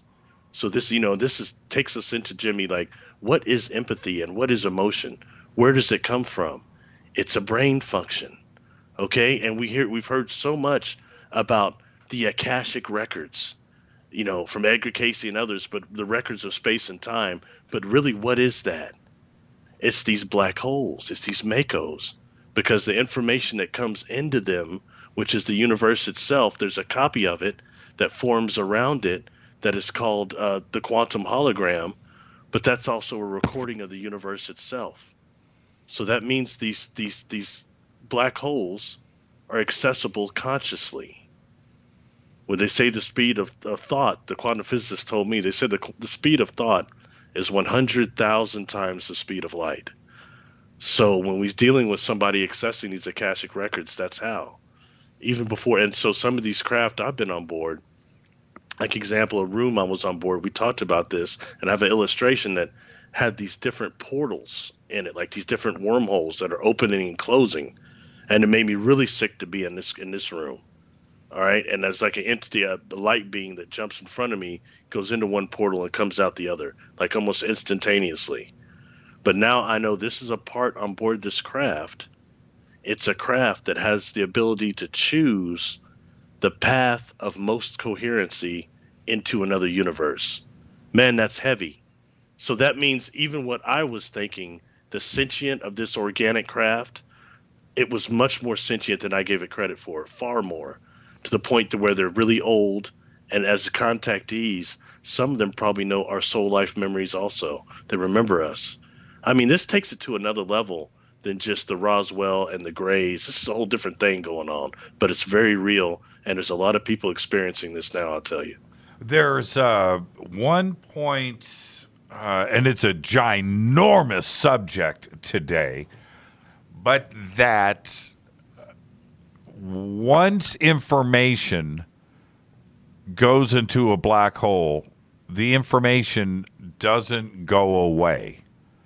Okay? So now, how is it collected? How is it discharged?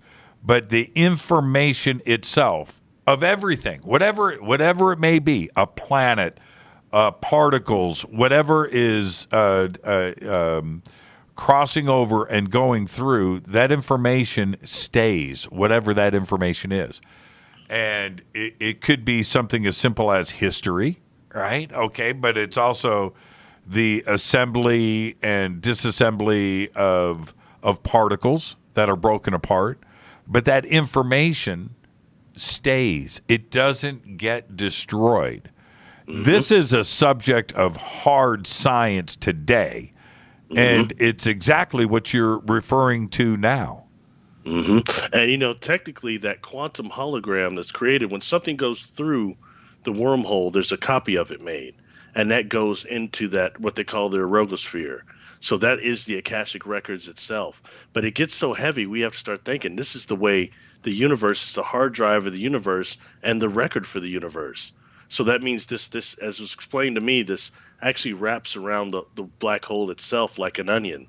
So the layers of time are like the layers of an onion on that black hole. So you have some civilizations, Jimmy, that might be what Kaku would call type 4 or 5 civilizations that no longer exist, but they can still contact us through the quantum hologram and the divine field that's around these makos. I mean, that's serious, because we're dealing with consciousness, and so space is not the way we think. And black holes, when you said we were around the same age. When you and I were younger, man, there was a movie called The Black Hole, and all it did was suck everything in, and it was death. But that's not the way these things actually function scientifically. So some things that Hawking said about the black hole is not correct.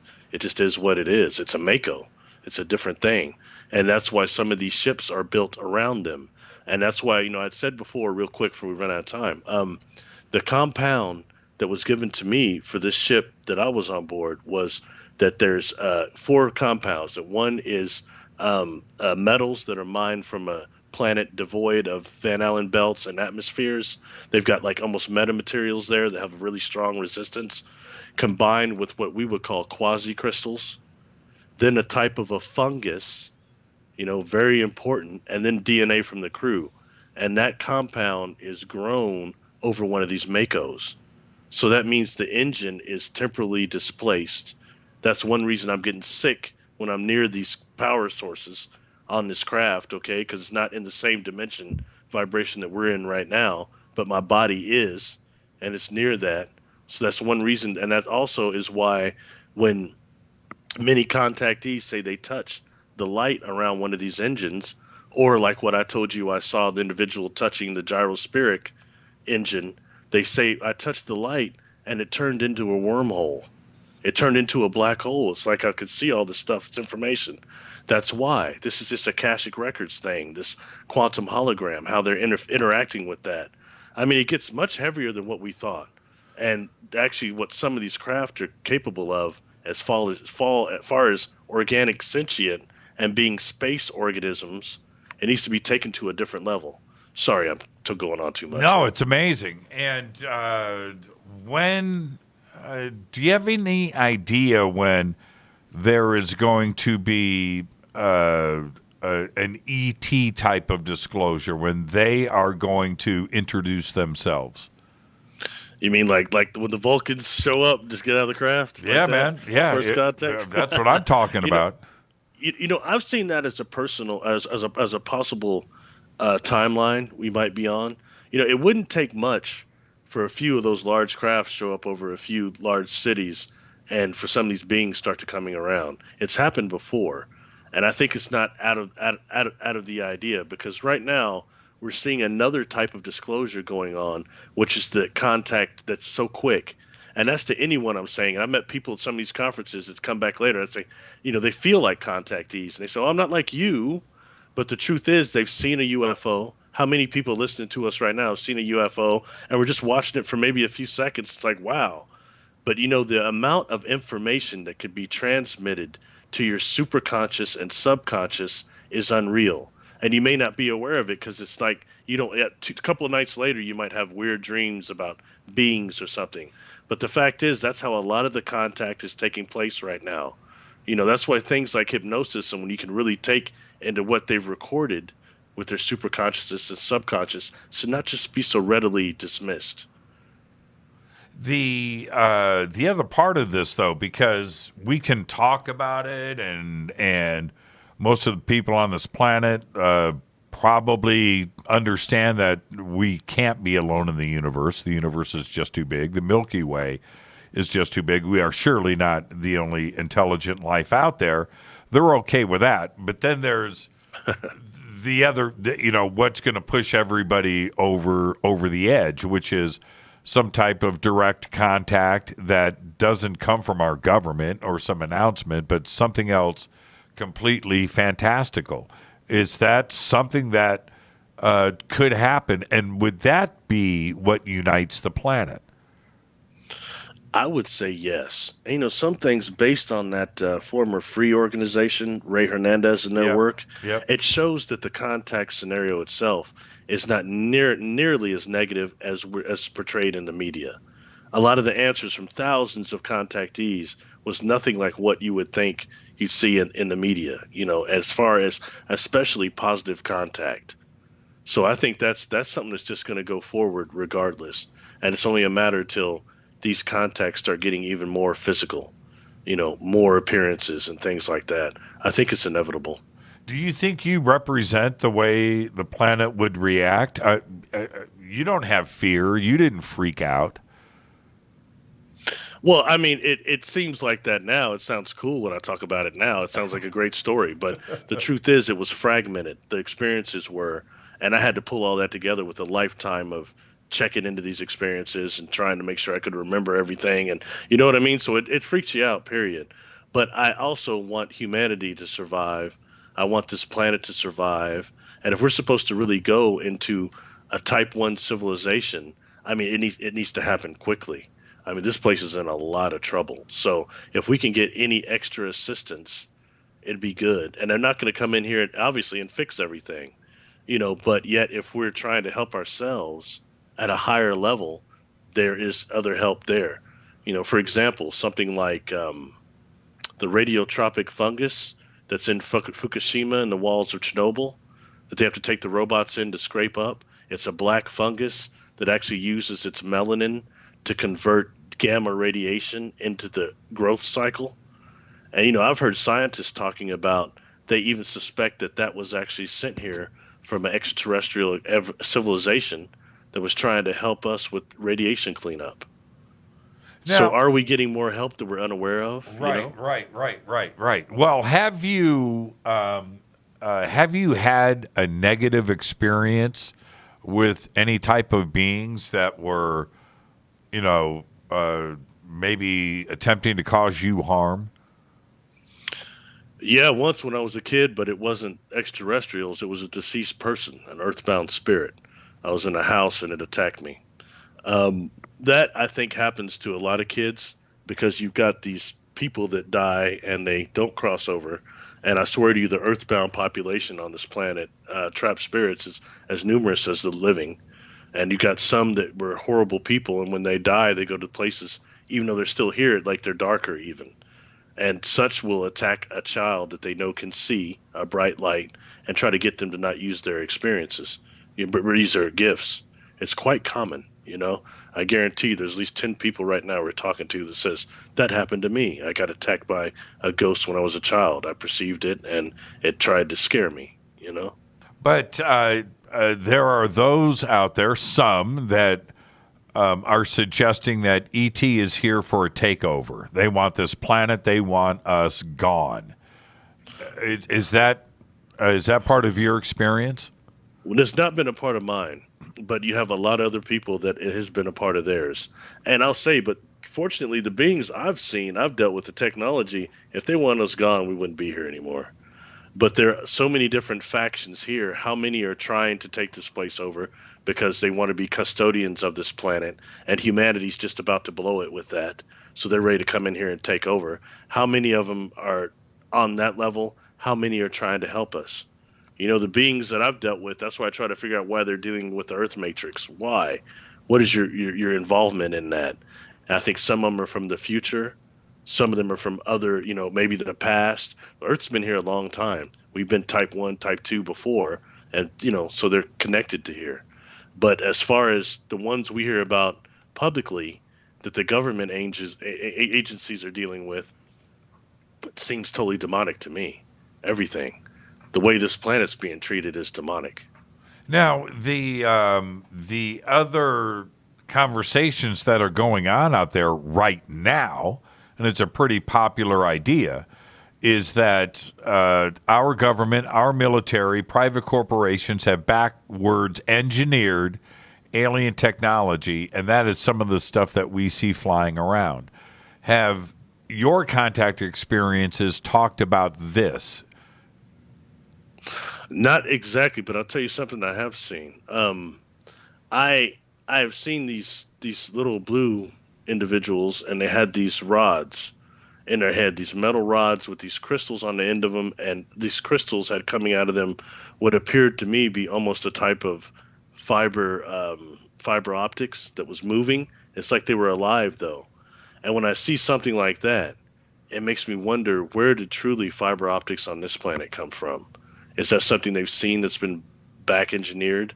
The quasi-crystals that they're starting to grow in laboratories now, the metamaterials they're using that can make a car like Kit the Knight Rider invincible, like they're putting that on tanks right now. Right. The invisibility cloaks that they're making, that military's making, all that appears to me seems to be very quick from where we should be from the 60s, from the 50s rather, So that even the particle accelerator, things like that must be observed.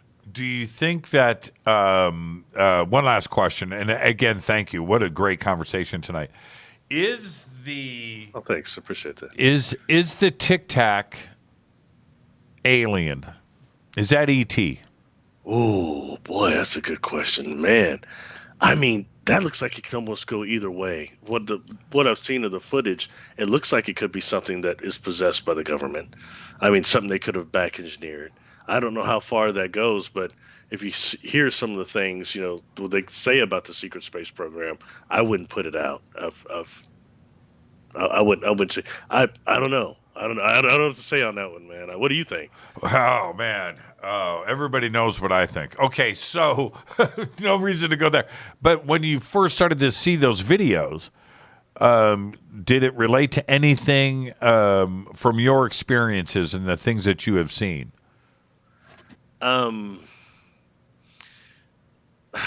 It's, I mean, not really. It's a different type of a craft. You know, for me, it didn't say a lot, but I did notice, if I'm thinking about the right film, it's got the kind of it seems like it's moving circular in a way. The gimbal. That's one thing I've seen the crafts do. Like, they're kind of like using a different type of gyroscopic gravity or something. I've seen similar to that, but yeah, that to me, that video didn't do much for me, to be honest, Jimmy. I didn't. It wasn't this great thing for me. I thought it was just something they were just using to placate people. Fair enough. What's going on with you now, and what are you up to? I know that you're constantly creating content. You've got your YouTube channel. What else is going on? That's by the way, my Twitter, you asked me, it's Nightcloud 2005, Barry Littleton. That's what it is. Oh, that's right. I knew that. Sorry about that. I knew that. Yeah, I've done a lot on Patreon and a lot on YouTube. You know, subscribe to my YouTube, check it out. I've been convinced to not quit doing those videos, so I'll stay on there. But people come subscribe, check that out. Go to the playlist. It's been shadow banned, so a lot of stuff won't come up unless you go to the playlist. But there's a lot of information on there. Most of what I've done is there, so that's a good place to start. Barry, you are the absolute best, man, and we've gone through almost 2 years of not seeing each other. I'm talking about the entire planet, not just you and I. Yeah. But I look forward to hanging out with you again, man, as soon as we can. Well, thank you for having me on here, and I thank your audience and everything, and I hope we covered enough of interesting material. It's always such a great conversation. And what everybody needs to know, if you get a chance to meet Barry, go up to him and talk and just hang out. He's exactly what you think he is. But the conversation that we had tonight, this is what Barry and I talk about. This is it right here. This is what we do. And just thank you for that, Barry. You're the absolute best, my man. Thank you. Hey, thank you, Jimmy. I appreciate you, man. Barry Littleton. And Barry's links are at jimmychurchradio.com, barrylittleton.com. The YouTube and everything else is right there. So go and check it out. Barry, be safe out there, and let's hang out soon. Thank you so much. Thanks, man. Barry Littleton. I'm your host, Jimmy Church. I'm going to open up the phone lines and speak with you when I get back. Thank you so much, Barry. This is Fade to Black. I'll be right back.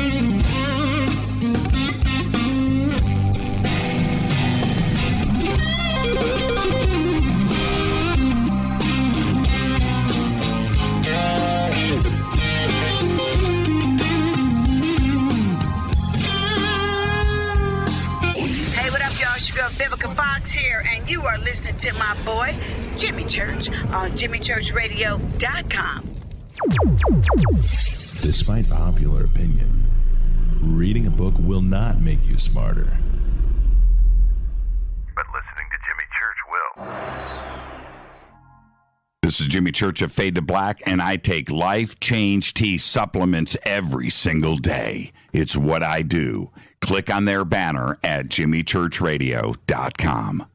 This is Jimmy Church, and I invite you to attend the 20th Annual Los Angeles Conscious Life Expo live and in person this September 17th, 18th, and 19th at the LAX Airport Hilton. Connect with exhibitors, community, thought leaders, and friends as we begin to recreate the world. You can also watch the Expo from the comfort of your own home. Live stream from the main stage in Los Angeles and from the main stage in London. Truly a global simulcast event broadcast around the world. Live stream and in-person Expo tickets are available now. I'll be your host all weekend long from Los Angeles. And on Friday, it's my Ancient Secrets and Earth Mysteries themed segment with James Keenan, Caroline Corey, and William Henry. And on Saturday, Daniel Sheen and I sit down for a one-on-one interview live. We have an amazing lineup of 25 speakers, including Bashar, Gail Thackeray, Kimberly Meredith, Whitley Strieber, Stephen Bassett, Daniel Brinkley, and Lisa Garr. Please visit ConsciousLifeExpo.com for tickets and info. That's ConsciousLifeExpo.com and use that promo code Jimmy for a special discount.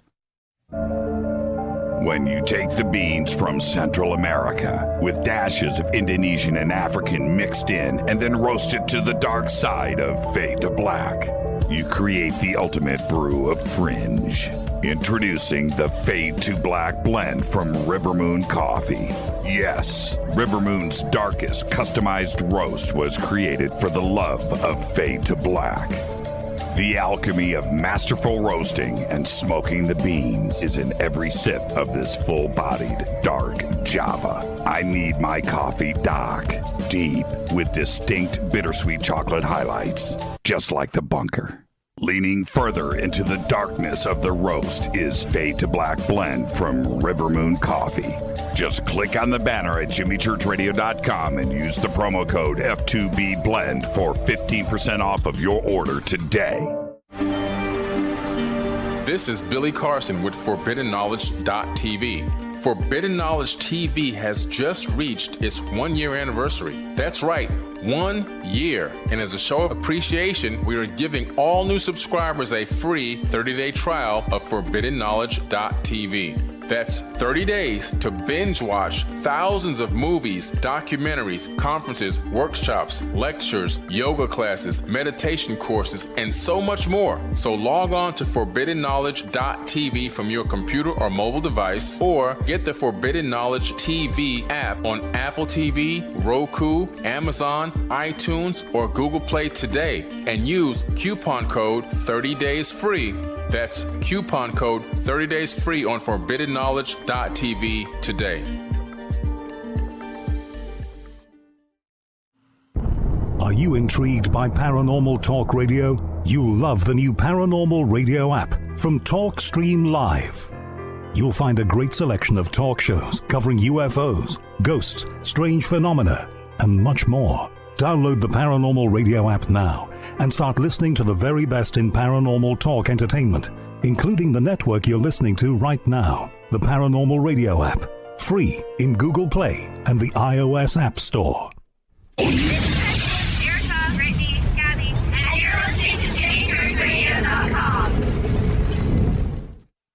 It's not a lifestyle we chose. We were born this way. KGRAradio.com.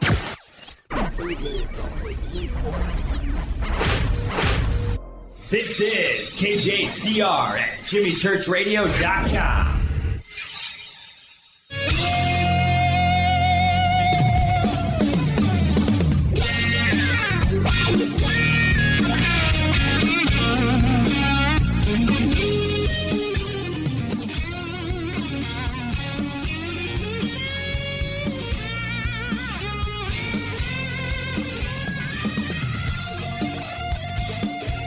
Welcome back, Fade to Black. I'm your host, Jimmy Church. What is cracking? Okay, I've opened up the phone line, 747-228-2051 and 747-228-2051. And let me get stuff lined up here. Kim just tweeted. She says, somebody remind me, what is Jimmy's take on TikTok? What is my take? I've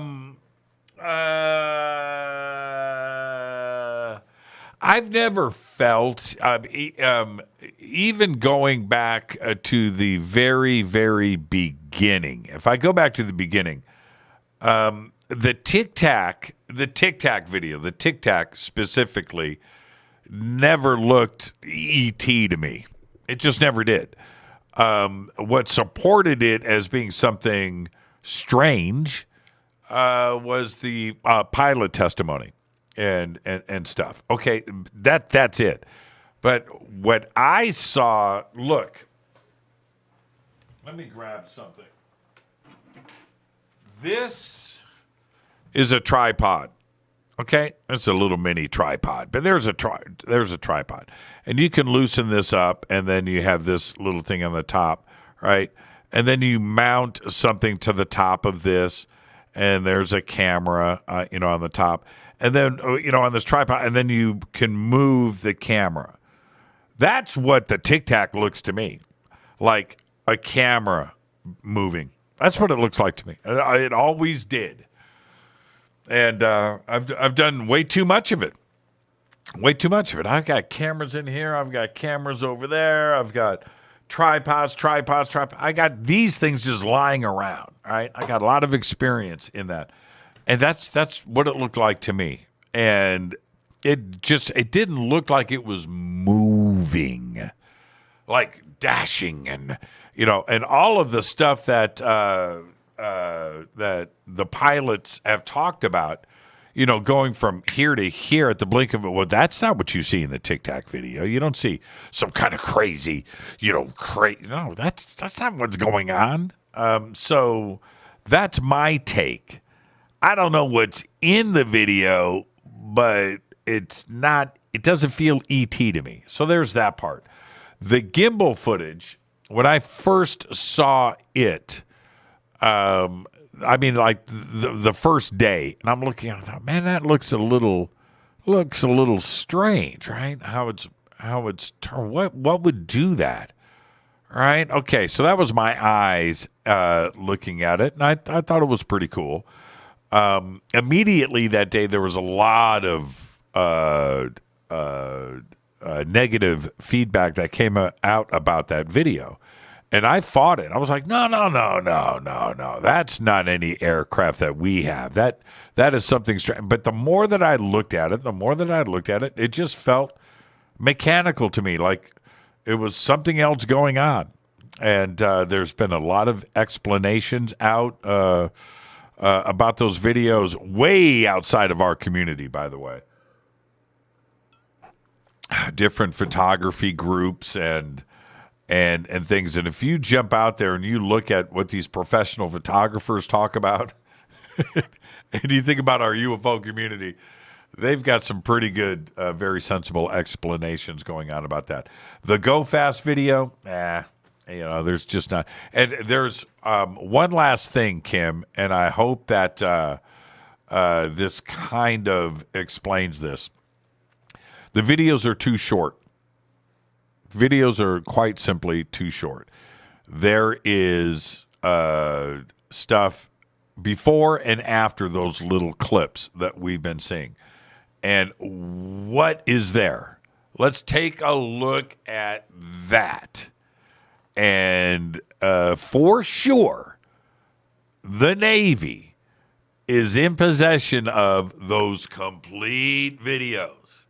Not 30 seconds, not 15 seconds, everything. That, you can call that data. Where is that? I want to see that. I think all of us need to see that. And it may clearly define and explain exactly what is in those videos. So until that day happens, I just don't think the videos are showing enough. They just don't feel E.T. to me. Not like the stuff that I've seen with my own two eyes. All right. So, Kim, I hope that helps explain it. And I just think that what supports that stuff as being strange is the pilots, Alex Dietrich and David Fravor, and the people from the Princeton and stuff. That helps support this. But what is in the videos themselves, it doesn't feel ET to me. It doesn't. Okay. With that, let's go to the phones. Hi, you're live on Fade to Black. Who's calling? Hi, this is Rhea. Hi, Rhea. How you feeling? I'm feeling great. How are you feeling? I'm feeling a mix of emotions. I said out loud listening to the show tonight, okay, if he asks for calls, I'll call in, and then like as if like I did when I got stage fright as a singer, sometimes my system just goes woo. Oh, really? What stage fright? You're nervous? Nah. Yeah, it happens to me a lot because of something that happened when I was a kid, and I did some really great self-help stuff and healed all of that, but then I fell and hit my head, and my head injury kind of triggers my old PTSD, and so I'm in the process of working on that and seeing what's possible to heal. You know, one thing I never had, stage fright. You know, I cannot wait for the countdown. I'm watching the clock, right? And I'm watching a countdown. I cannot wait for everything to go live. On stage, playing guitar, conferences, going out in front of her. I cannot wait for that moment to happen. And that's just me. Okay, so what's on your mind tonight? Yeah. So, you know, tonight was like, I just loved it all. And I wrote down some notes. Let's see. That I should go. Yes, well, partly while I was listening to Barry, my guides were just like, you know, noticing any parallels to what we've taught you, Rhea, and now what this fellow here is telling us, Barry. And so I was told to look for those things, and my guides are aligning and saying that he and I have the same intel sources.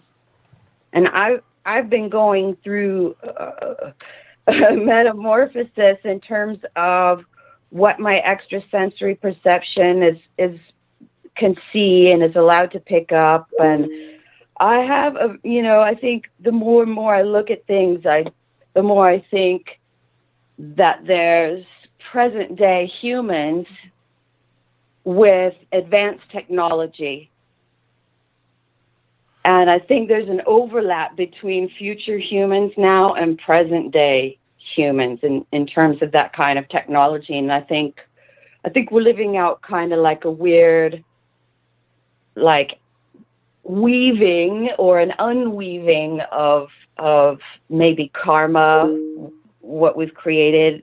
I think we're making a way for all of us to heal as a collective from what we've done and what's been done to us and how we've like participated or stood back, decided to warn our friend or just laugh as our friend, fell, stuff like that.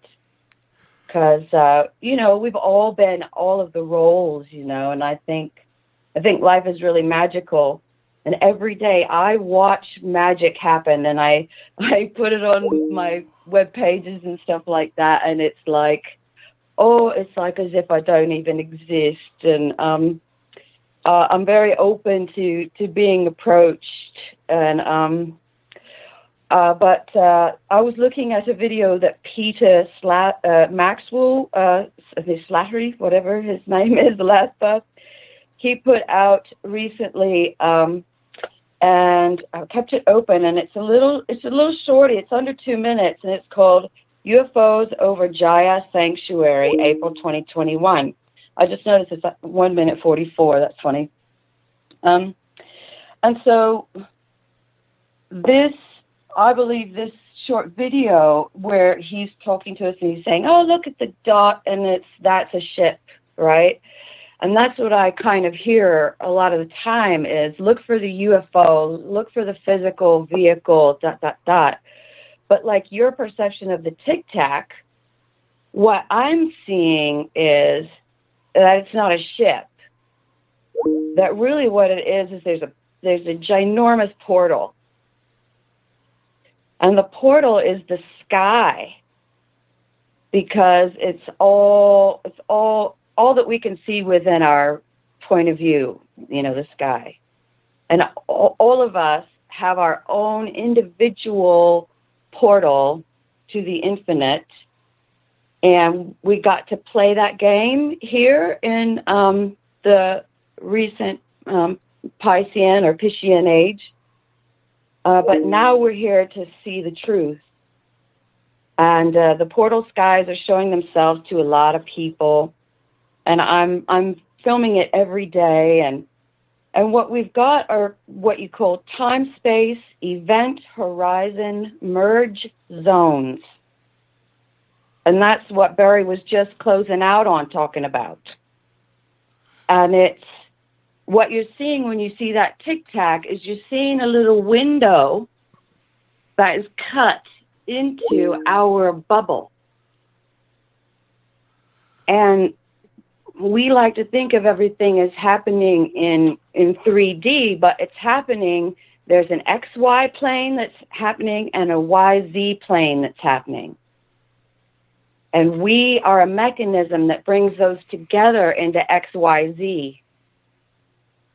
Makes sense. Makes sense. And I think that, and Rhea, thank you for the phone call. I mean, that's excellent. I think that and you're right about this, where technology is overlapping. And as we move forward, slowly, but as we move forward, we're starting to figure out that things just are two things. More complicated than we can comprehend. And as we start to figure that out, things are becoming more simple.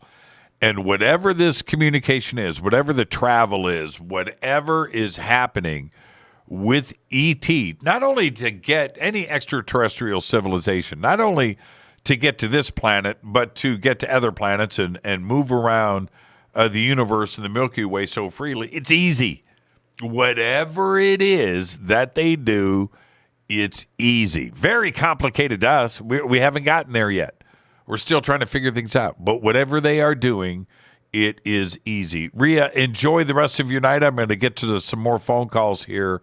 But thank you so much, and be safe out there. Wanted to quickly say that where we need to look for the inconsistencies for what's real and what's not is the intersection of military and art. And that intersection is called 3D holographic printing in the sky with light. And it's either being done by a business militant type or an artistic manipulative type. So that's what we've got to take care of. And it's like the people that do the report every day on the sun, and they're the suspicious observers. They recently put a picture up and asked if anybody knew what that was. And my guide said, that's a sky printing. Interesting. Well, we're at the end. We're at the end of the show. I've got other calls on hold. Yeah. But take care. Thank you, Rhea. Be safe and be well out there. Very deep. You know, that's just a deep thought right there. Let's go back to the phones. Hi, you're live on Fade to Black. Who's calling? St. Michael from Saskatoon. How are you doing, my friend? I'm doing good. St. Michael, what's on your mind? I got 60 seconds. You got 60 seconds. I'll tell you what. You know what? We discussed this many times about Sasquatch and why there's no bones found. And they have to work to be visible to us in our plane. It's like human beings breathing. Once we die, we stop breathing. Once they leave, they stop being visible. You'll never find any bones anywhere. That's a great point, St. Michael. Thank you for that. That explains why we don't see any bones. We don't find any bones. Yeah, that's pretty interesting. I've just got I'm going to try to squeeze in one more call. Hi, you're live on Fade to Black. Who's calling? Michael, thank you for that. Okay, you got to mute me in the background. You're live. 3, 2, 1. All right. There you go. And that's going to wrap this show tonight. I want to thank, Barry Littleton and what we tried to do tonight. I tried to combine a couple of things, but Barry's, when I say life of contact, it's a life of contact that continues through to this day. And I tried to set it up a little bit tonight about how he got here and where it started. It's a very involved and complex thing. But when we talk about, life and how long that is, how many days, how many years are we talking about? To compress all of that into a 2-hour show, it's nearly impossible. But that set up for everyone that hasn't heard Barry's story before, why he is here and how he understands what he does. I would like to bring Barry on again very quickly to talk about the science and talk about the things that he has been exposed to and just spend an entire show there because it is deep. It is complex. And I just find his way of communicating all of this information, it's just fascinating to me, and I understand it. And it's just an amazing, amazing story. And I want to thank Barry for everything and taking the time to do all of that with us. Now, I got to remind everybody what is going on. Tomorrow night is a very important show, just like tonight. Tomorrow night, Michael Oeming and James Tinian IV are here. They've got a new graphic novel series that has just been released. It's called Blue Book. And the first chapter of this, the first edition, is on Betty and Barney Hill. It's extraordinary. You've got to go and check it out. One of the things that they've chosen to do is do this with 2 or 3 colors. You've got to see how they've got this done. It's really, really cool. I've got all the links up in social media. You can go and click on it. And I would want everybody to go and check this out in advance of the show tomorrow night. So that's tomorrow night. Wednesday night, Richard Dolan is here. There's been a lot of advancement and things that have been happening in and around the Wilson document. So we're going to go back on Wednesday night, and we are going to do a full-on review of the Wilson doc. What makes it significant, and what are the other breaking things that have been out there in social media in this community in and around the Wilson doc. We're going to do all of that on Wednesday night. I'm going to play a little bit devil's advocate on this. It's going to be great. And then Thursday night is another Fader night with open lines all night long. What a great show tonight. Fade to Black is produced by Hilton J. Palm, Renee, Dennis, and Kevin. Announcers are Steve Harder, Gene Vito, and Mark D. Kovar. Webmaster is Drew the Geek. Music, Doug Aldrich. Intro, Spaceboy, spaceboymusic.com. Fade to Black is produced by KJ Sarah for the Game Changer Network, and syndication is KGRA, The Planet. This broadcast is only copyrighted 2021 by Fade to Black and the Game Changer Network, Inc. It cannot be rebroadcast, downloaded, copied, or used anywhere in the known universe without written permission from Fade to Black or the Game Changer Network. I'm your host, Jimmy Church. It's going to be a great show tomorrow night. Oeming and Tinian. Until then, everybody be safe. It's time to fade to black.